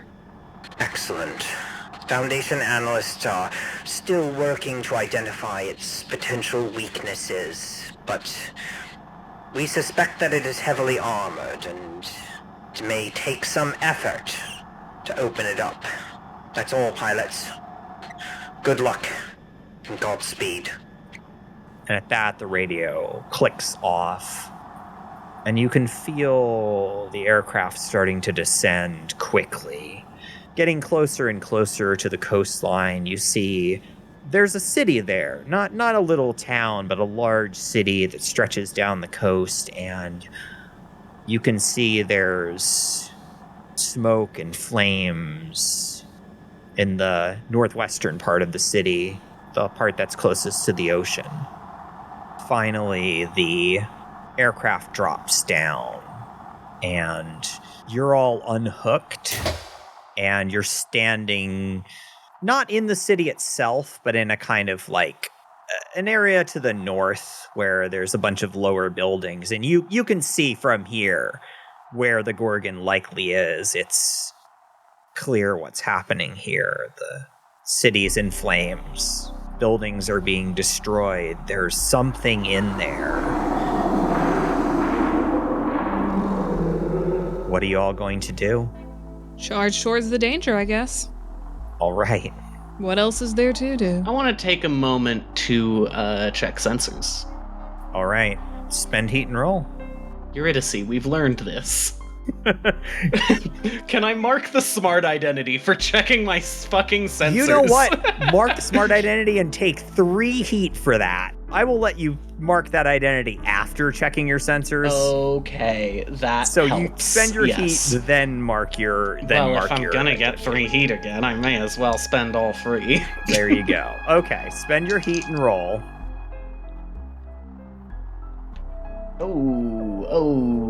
Oh, Artemis, baby. You can't roll a 13. All right, so on a 13 or on an 11 plus, they will answer any 3 questions you ask, but if you ask any that aren't on this list, they'll either not have all the information or they'll find a reason to punish you later. So the authorized list is: where does the Foundation want us to go? What does the Foundation want us to avoid? What do satellites say the enemy is doing? Where is a place we can rest and repair? Where are civilians in danger? And what orders do you have for us? That's actually super chill. What do the satellites say the enemy is doing? Where is a place we can rest and repair, if necessary? And what orders do you have for us? So as you stop and you're checking your instruments and checking the radio, you hear the voice of not Colonel Voss, but Major Attali comes on the radio. Pilots, we have updated information for you. According to satellite imagery, there's a large armored Gorgon in the northwest part of the city, sticking mostly to the harbor, but it is doing a lot of damage to civilians. If you need to, you can repair and refit at the UFAS shipyard. It's not that close to the city, but in an emergency, it'll do. Pilots, we need you to get in there and kill that thing before it destroys the civilian population. Understood? Understood. Heard. Understood. All right. Y'all gonna go fucking find this thing? Yeah. That's not hard to do. As you guide your frames along the coast towards the harbor, you see this Gorgon eventually. It's massive. It's bigger than any that you've seen yet. It is, in fact, larger than even the Lucerne. It almost resembles a prehistoric fish or crocodile of some kind. It's strange and hard to place exactly what it is. It almost feels familiar, but there's something off about it, like something out of a nightmare, about a creature that's made up of everything you were scared of when you went to the history museum when you were 8. And all along the side, it has these rows of eyes that keep opening and closing. You can tell even from a distance that it looks like it has a thick armored plating along its top. That Eurydice, you fought plenty of Gorgons. You're going to have to find a way to get around this armor. You know this. Mm-hmm. It sees the 3 of you. And all of a sudden, it comes rushing towards you. Cass, it is coming directly at you. And as this is happening, Cass, I want you to roll to dive deep. Oh. Ooh.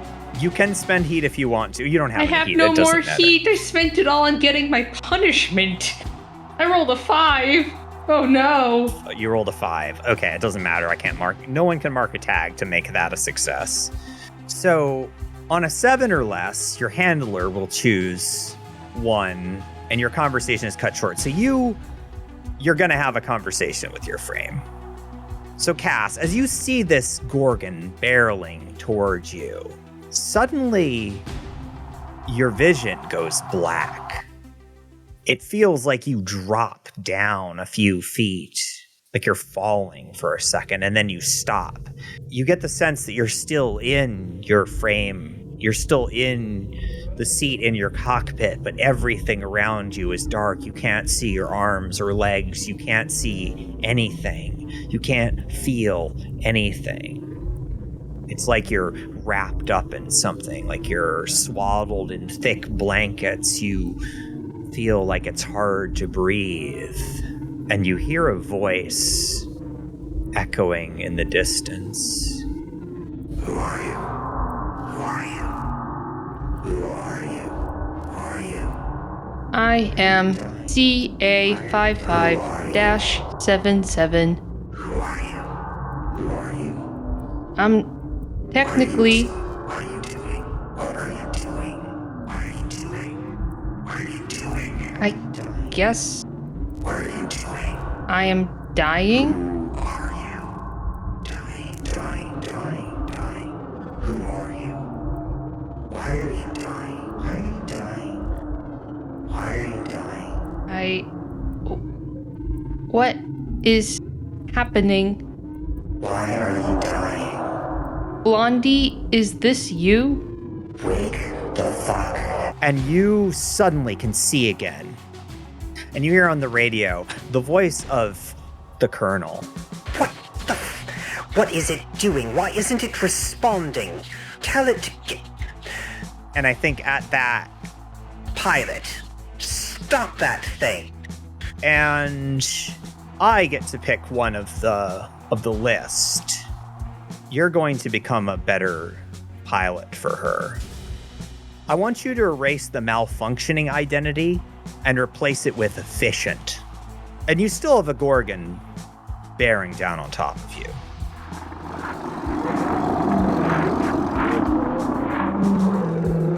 And the rest of you, the two other pilots, you see this Gorgon charging at Cass, and then Cass just freezes up.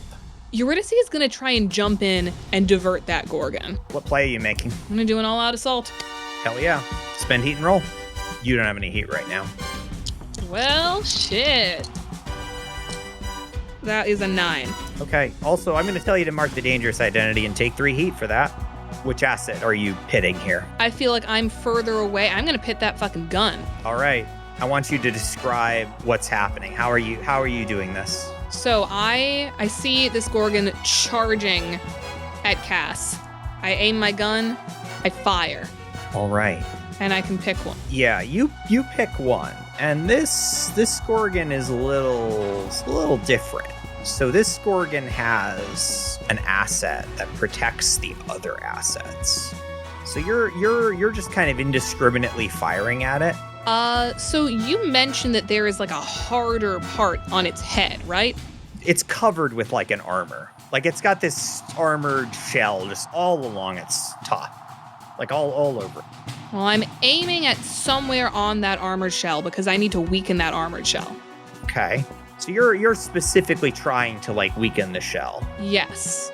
So I want to expose a weakness. I want to try and peel back a little bit of that metal. You can't open up its core. Not its core, but what if I am damaging the asset that is protecting everything else? Yeah, I could dig that. So you're firing at this armor.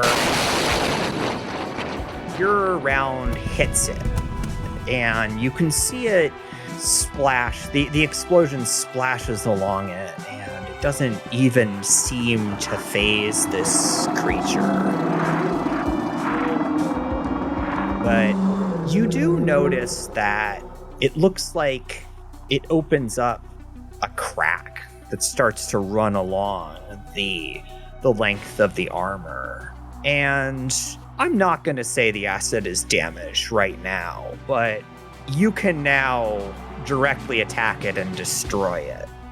So it's vulnerable, and its ability to protect the other assets is gone. So because you did this, because you exposed to a weakness, it is defending itself, but you're going to have to damage your asset in turn. Mm-hmm. So your recoilless rifle is now damaged. I think as you're doing this, a bit of the shrapnel blows back, and it clips the rifle, and it's not destroyed, but you think it's probably not safe to fire it again. Mm-hmm. And the other two of you, the Gorgon also stops. It stops its charge, and it seems like it's not sure what to do. And I think now you have a bit of an opening if either Cass or Artemis wants to make a move against this thing. Before anyone does, Eurydice goes over the radio. Go for the crack. There's a crack in its armor.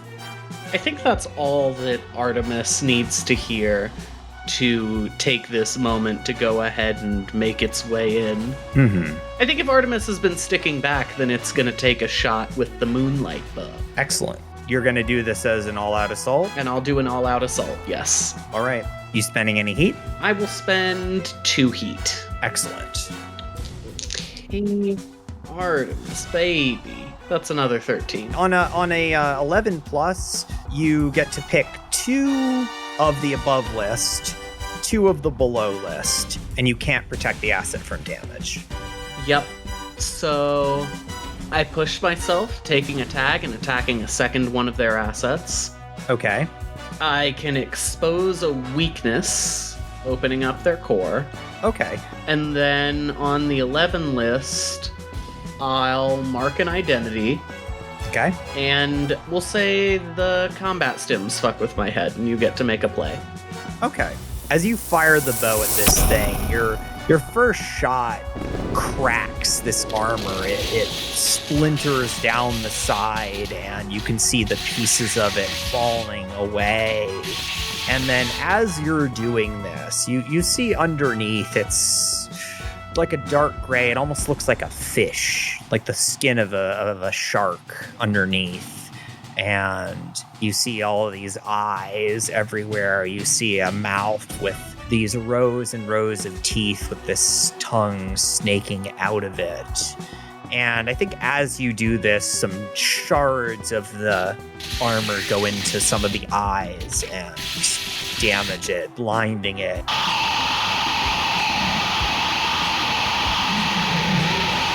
It screams in pain and rage and lashes and thrashes at you in your direction. You're too far away for that to do anything, but I think as you fired the bow, you put so much into it that you overloaded it, and it's going into a cooldown cycle. It's gonna take several hours for it to be usable again. So your bow isn't damaged, but you won't be able to use it right now. And I want you to take the vicious tag for that. Yeah, so many tags. Yeah. And as you're doing all this, you can start to feel the rush of the stimulants that are being pumped through your veins in the frame, and you can start to feel the world getting a little fuzzy, a little shaky. You're having a hard time focusing.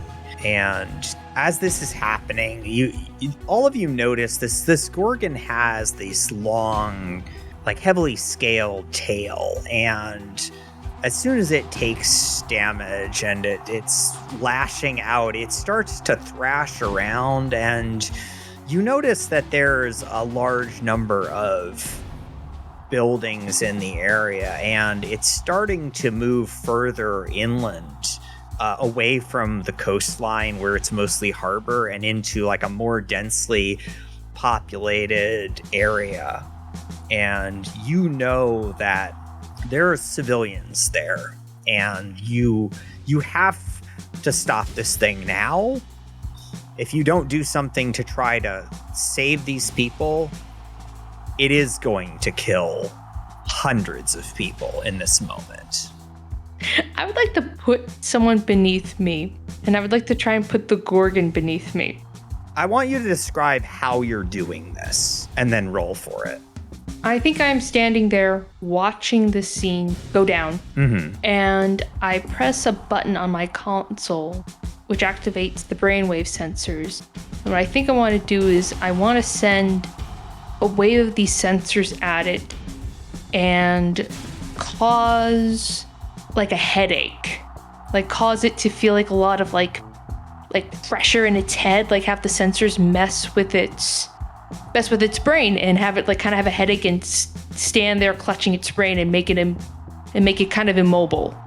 Okay, so you're trying to like resonate with it in some way that'll get it to at least pause briefly. Yeah. Okay, I want you to spend any heat you have and roll. I don't think you have any to spend, but I have no heat. all right. Well, go ahead and roll. Okay, it's a 7. Okay. So you're sitting here trying to resonate with this giant creature, and I think it does start to respond to it, but not the way you expected. It lashes its tail along, and it clips some of the buildings. You can't see exactly what's happening from where you are, but you know that there's people down there. You can imagine the chaos below, the screaming, the smell of it all. And then this thing turns and it runs towards you, and it lashes its tongue out, and it wraps itself around your frame. It moves faster than you expect it to. It's moving like a fish now, not lumbering, but gliding. And it comes closer, it wraps its tongue around you, and it slams into you, and you don't feel this in your frame. Your frame seems okay, but you feel something in your stomach twist. You feel something warm, and as you put your hand down to your stomach to see what happened, your hands come away red with blood. I want you to mark the umbilical biolink as damaged. Eurydice and Artemis, you see this happening. You see this creature now sort of twisting itself around Cass's frame. As this thing is wrapping itself around Cass's frame, the two of you notice that there's something glimmering in its underbelly, a deep green color. It looks, Eurydice, you know instantly what this is, that the core is now exposed, and Artemis, you've been through basic training. You can figure it out. You're smart. So the core is exposed and you can see it. Are either of you going to make a play here? Yeah, Eurydice is going to charge. I'm going for the core. You're going to go for the core. Are you? Do you have any heat to spend? I do have heat to spend. I'm going to spend 2 heat. Spend 2 heat. All right, go for it. As I do this, I'm going to charge. I'm going to yell, "Fucking let her go!" What asset are you? Leviathan rapier. Okay, fuck yeah. Anna, what did you roll? I rolled a 7 plus the 2 heat. Okay, so that's a 9, but we also have to we have to subtract its undamaged assets, so that's -3. So that is a 6, unless somebody wants to try to use one of Eurydice's tags to... I might try to go for the murderer tag. I mean, narrate out how you're gonna mark that, and then because you have an intense bond, she'll get +2. Cass sees this happening and says over the intercom, "Come on, Eurydice, this isn't the first time you killed something. You can do this." Give me 1 second. And then you hear over the radio, "I know what you did." And Miravos is trying to get you to mark a tag, too. Let me guess. The dog fucker tag. Fucker. We now have a dispute about which tag to use, because only one tag can be marked per roll. And if there's a dispute on who gets to mark, use status, discussion, or rock, paper, scissors. And I wanna ask the table, what would be more satisfying if we randomly decide this, or if we do it based on status? Because that's gonna be just the handler, and you're gonna have some shit to deal with. I think I want you two to battle it out. I want to see who gets Eurydice's attention. Yeah, I want to battle it. All right, roll a d6. Okay. I got a 6. That's okay, because I got a 1. I think as you're hearing these two things, who are you gonna listen to here? Are you gonna let the handler get to you? Nah. Yeah, I don't think you are either. No, I might not have been the one who got fucked, but I did some of the best fucking I've done in a while. I haven't pleasured anyone since Peregrine. I'm feeling good. I'm listening to Cass. Yeah, you are. All right, I want you to mark the murderer tag and take a +2. That brings you up to an 8. On an 8 to 10, you strike them with a decisive blow. Tell me what you're doing exactly to strike at this core. Describe this for me. I'm going to run, fucking bolt with my frame. Rapier out. I see that little green glint within the crack, and I just jam that rapier right in there. Whatever happens when the core gets destroyed, I think it causes some sort of reaction. And this metal armor starts cracking and cracking and cracking like a... Okay, the imagery I'm imagining is, you know, in Castle in the Sky when Laputa starts falling apart and it's just like chunk, chunk, chunk. That's what I'm imagining, but with this Gorgon. Yeah, so that does happen. You hit it, you hear the core crack, and you know that sometimes there's a bit of a hesitation before these things finally die, and you see the armor, sort of the rest of the armor dropping off, and this creature tenses up. It squeezes itself along Cass's frame. And Cass, I want you to damage the adaptive camouflage. It is still wrapped up in this thing. And then it slackens and goes limp. And then a second later, there's this explosion of viscera that cascades up from the core all along the length of this thing's body and all the way out through this thing's tongue, and it just showers all of you in this kind of greenish ichor. Gets everywhere. It's sprays far enough that it hits the lucerne a little bit, and the Gorgon is gone. The three of you are standing here, and around you, the city is smoldering. There are buildings collapse.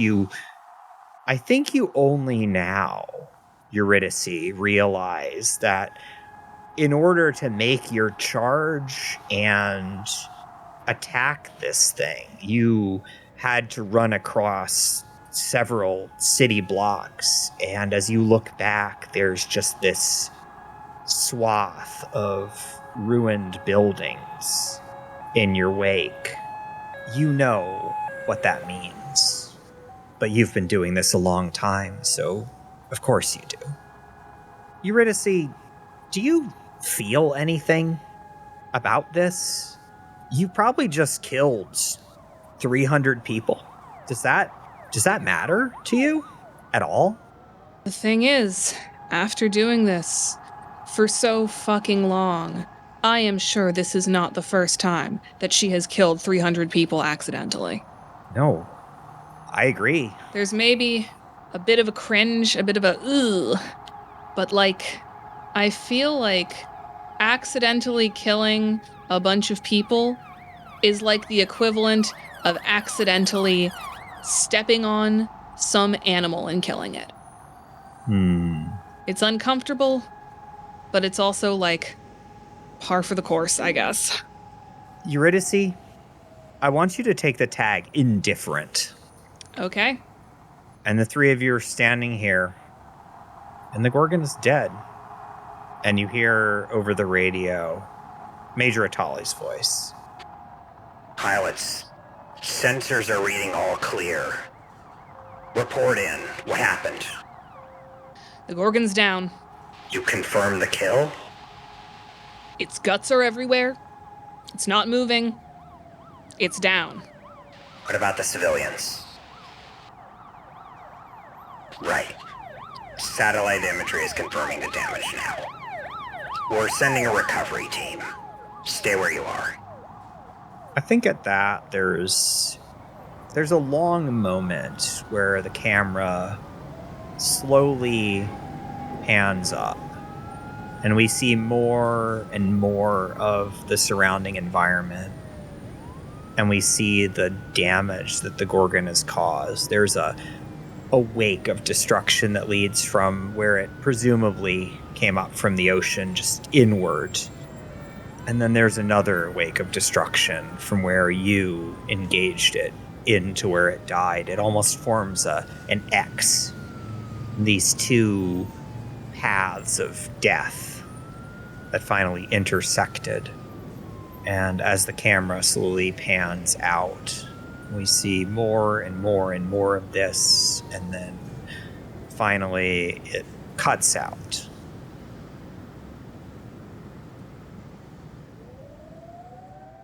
And I think we cut back in the frame bay. And the three of you are lined up down on the floor of the bay. So you've gotten down from your frames. They're being hosed off in the background. And the three of you are standing there, and Major Attali is standing there. And she has her arms crossed, and for once, she doesn't look that pissed off. She nods her head. You know, you three actually fought like a unit out there today. That thing you just killed it's a Foundation named and designated Gorgon. That's no small feat. Considering what happened, the fact that you didn't lose more civilians is a miracle. You know, she walks over to you, Eurydice, and she has the barest hint of a smile on her face. You know what, Pilot Baker, you actually did a good job out there. It's almost like you remembered what you're doing. And she turns to the other two, and she starts to talk. But before she can say anything, you see Colonel Voss walk on, and she motions to the Major, who steps back and salutes. Pilots, I saw what you did out there. Excellent work. She's looking at you, Artemis. That was good thinking what you did. You showed real initiative out there. As I've said before, I think you have the makings of a great pilot. I aim to please, Colonel. Of course you do. She smiles at you. There's something unpleasant behind it. It smiles back. Oh, you too. Eurydice, that was a perfectly adequate job. Fine work. She turns to Cass, finally. She eyes it coldly. You seem distracted today. Is there something I should know about, by any chance? Cass has been clutching their stomach the whole time since they've been lined up. Cass shakes their head. Right, of course. Well, you'd better get that looked at, I suppose. She motions to your stomach. Have the doctor fix you up. See if they can make something of all of this.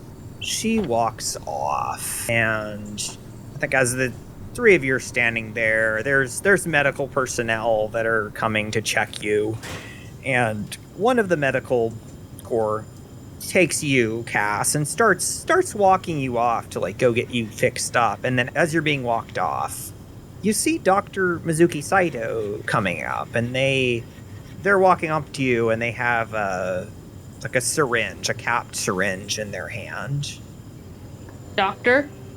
Cass, how are you doing? Cass shows them their bloodied hands. Yes, of course. Let's get that fixed right up.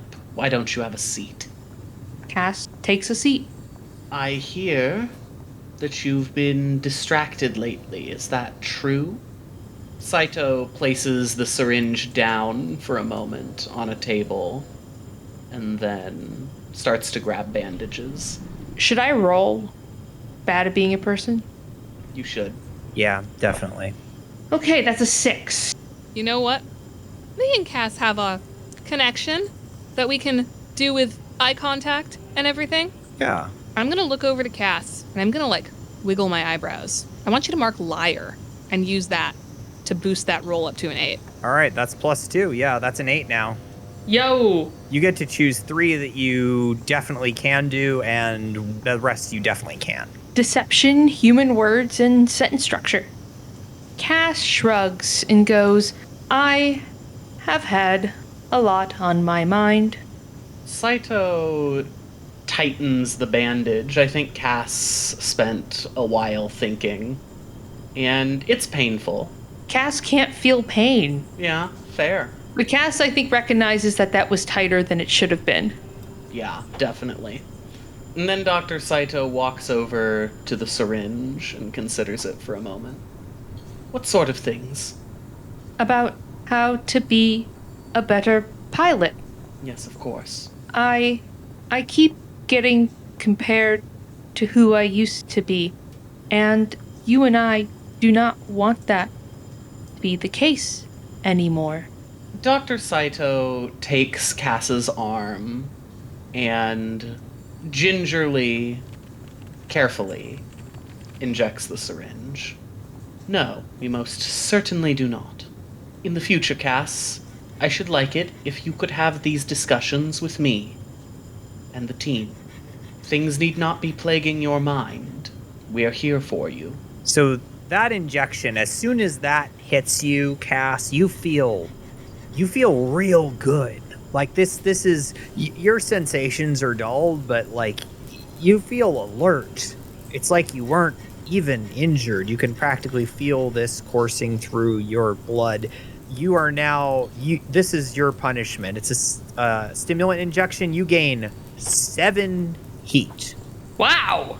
Which, to remind you, means that the next time you make a play, you have to spend 7 heat. I just use all 7 heat? If you have 5 or more heat, you must use it when it's called for. So just keep that in mind for later. So yeah, I think you feel this. I'm gonna try and flirt with the doctor.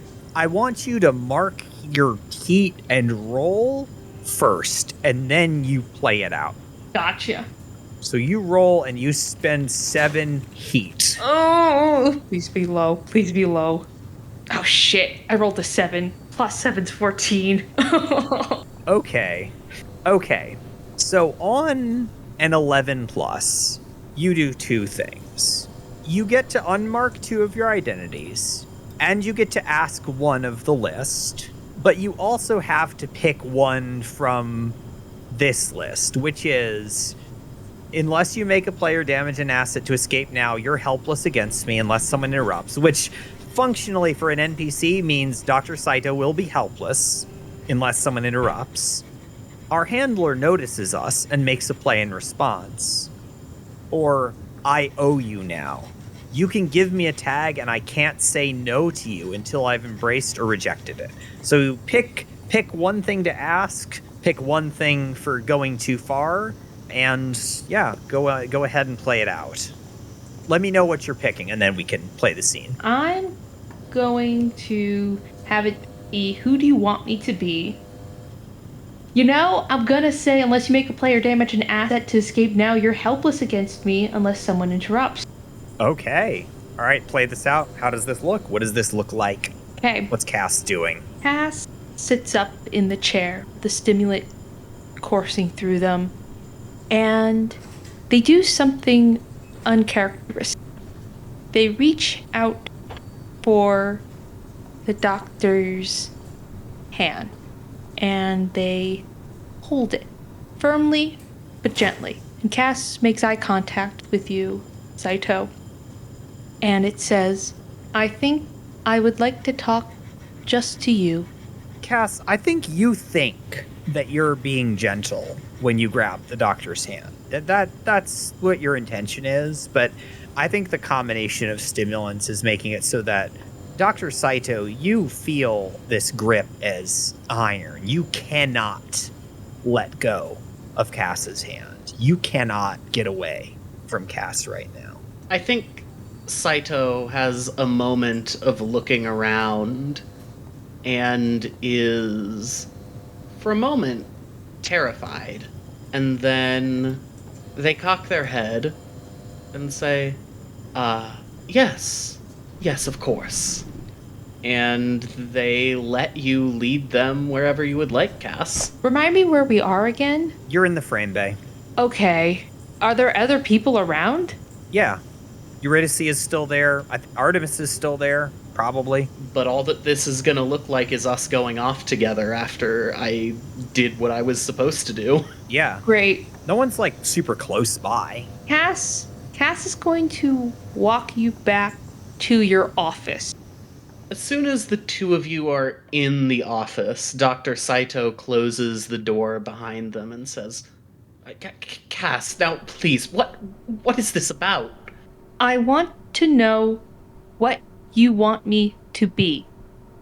Who you want me to be. I think in response, Dr. Saito says, Cass, we have told you countless times, you are something brand new. We just, well, I suppose that's not really true. It's difficult, Cass. You're in a difficult position, I'll be honest with you. And Dr. Saito tightens their grip and meets your gaze for a moment, puts their other hand on your shoulder. You're in a hard position. No one really knows whether you're human anymore. Everybody wants you to be Blondie. Yes, everybody wants you to be as efficient, as skilled, as strong as Blondie, but no one wants you to have her defects. The things that led her to become you. You're going to have to figure out who you are on your own. Cass looks at your face and studies you. She then, with the hand that's holding your hand, moves your hand to her chest. Cass, this is highly inappropriate.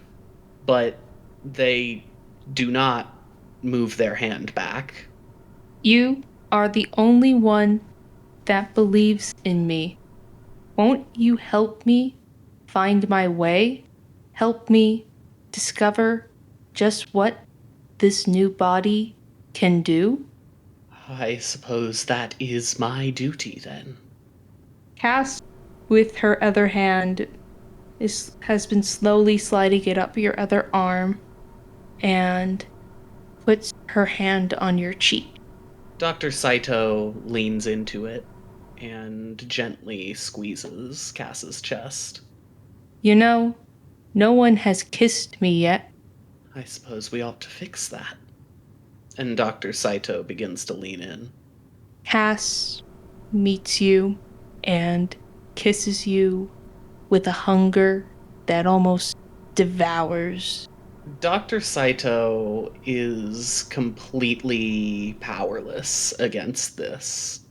I think, Cass, that as you do that, you have full control over where Saito goes and what they do, and it is not long, Cass, before you end up on top of them, and I'm curious whether you think that is on the floor, on the desk, or anything else. Cass corrals the doctor into the chair, and she jumps on top of their lap, and she keeps kissing them in the chair.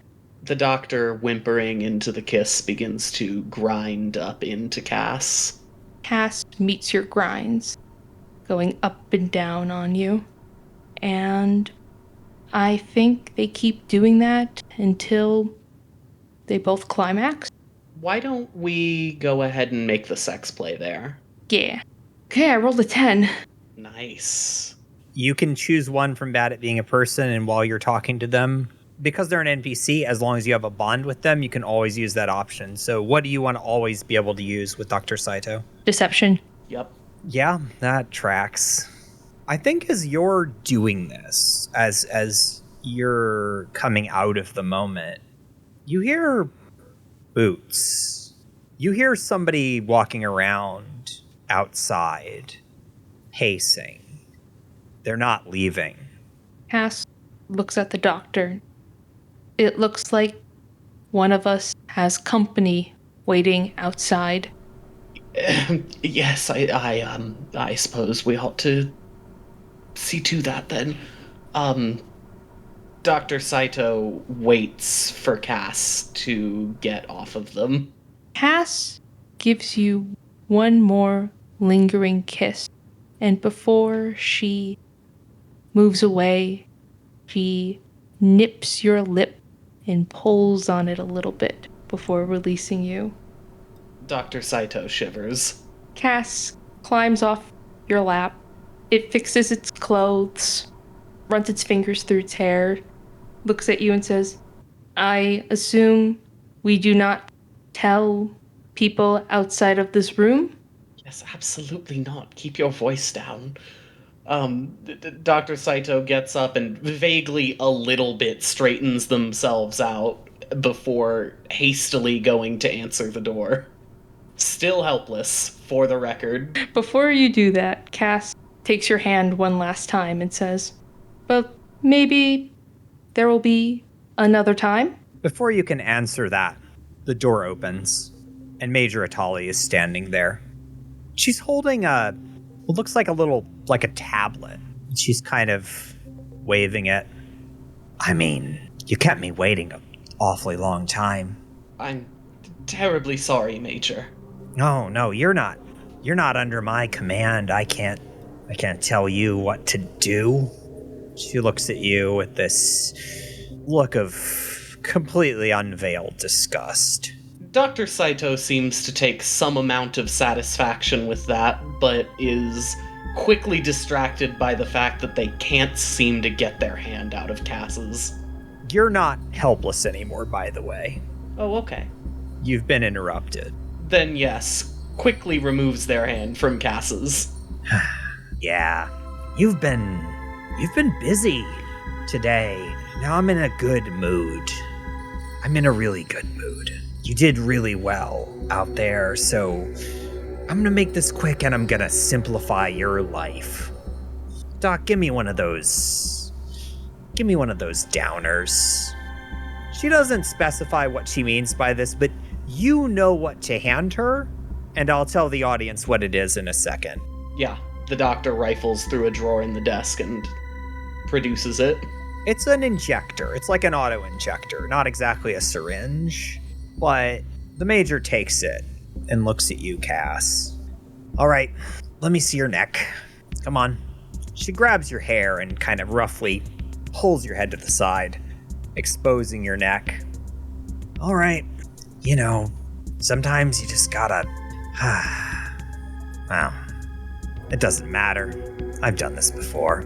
She takes the auto-injector and she jams it into the side of your neck, right in the major artery, and you feel a sharp jab and the sensation of something going into your bloodstream, and a strange sensation washes over you. How are you feeling after having sex with a doctor, Cass? How did that all feel to you? I think when Cass was in the high, it felt more what it could interpret as enjoyable. Mm-hmm. But now that it's coming down from that, it feels satisfied. Thought-wise, I think a bit smug. You don't physically feel satisfied, actually. You did. You definitely did. You felt good, I think. But now you don't. You don't feel anything now. It's like someone reached inside your head and just kind of changed something. You feel weird. Look at the doctor and you're not sure why you just did that. It feels strange to you. So mechanically, what just happened to you is you've just received a punishment. You've been injected with a libido inhibitor. Until it's removed, you cannot initiate sex. Other people can still have sex with you, but you cannot, for any reason, initiate it. And I think at that, the Major nods. There, see? Clear head. Makes everything easier. And she waves the tablet at you. Don't ever think that I'm an idiot, pilot. Understand? Without waiting for you to respond, she just nods. Good. We understand each other. She reaches out and she kind of taps you on the cheek. Not really a slap, but it's not affectionate. And she turns and she leaves the room. And I think that's the shot that we end on. The doctor is standing there looking disheveled, and Cass, I think you're standing there looking like you're not sure exactly what just happened to you. And the camera slowly fades to black.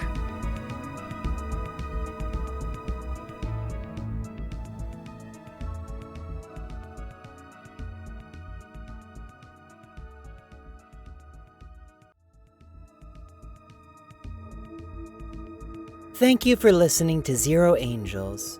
In this episode, Artemis was played by Cass was played by Chrissy Sylvia. Eurydice was played by Anna Marcus. Colonel Voss and Major Attali were played by Jonaya Riley.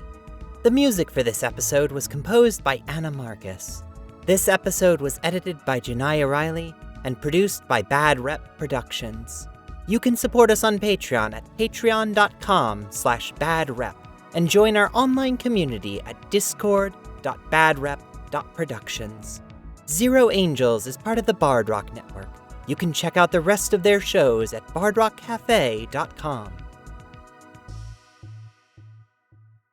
The camera fades in, and we see a wide shot of the Earth from space.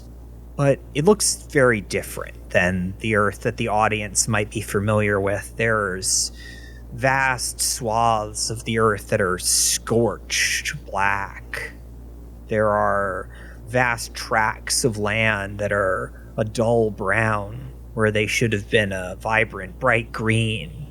There are huge sections of the ocean that are blood red. The clouds look wrong. There are certain patches where they don't seem to behave the way they should. They twist as if they're avoiding some strange thing below, some gravitational pull that directs them unseen. It doesn't look like home to our audience, but it's home to our cadre. It's been home for 75 years, ever since the Gorgons first appeared. We see the Earth hovering there, and then we see something glimmer in the corner of the screen, and the camera pans over, and there's this mass of what almost looks like a collection of giant ice crystals, but they're dark. They're hidden in shadow by the Earth, and it's almost like the camera can't focus on them. It keeps trying to resolve this thing, and it keeps failing. The effect is that it's slowly slipping in and out of focus as if it's flickering. And then it rotates, and slowly it drifts into the light, and we see the sunlight catch it, and it begins to glint and glimmer. It's still hard to focus on, but it's shining. It's a bright, brilliant blue. And then deep inside, we see a shadow shift, move, and dissipate. And the camera cuts to black.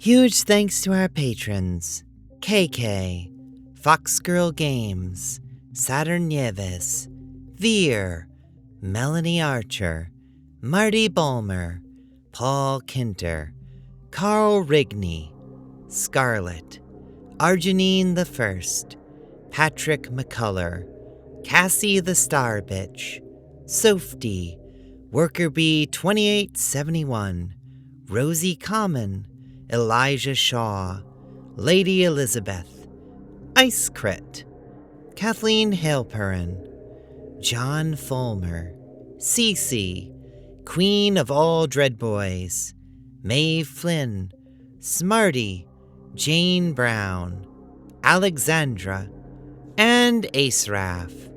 And of course, thanks to everyone for listening.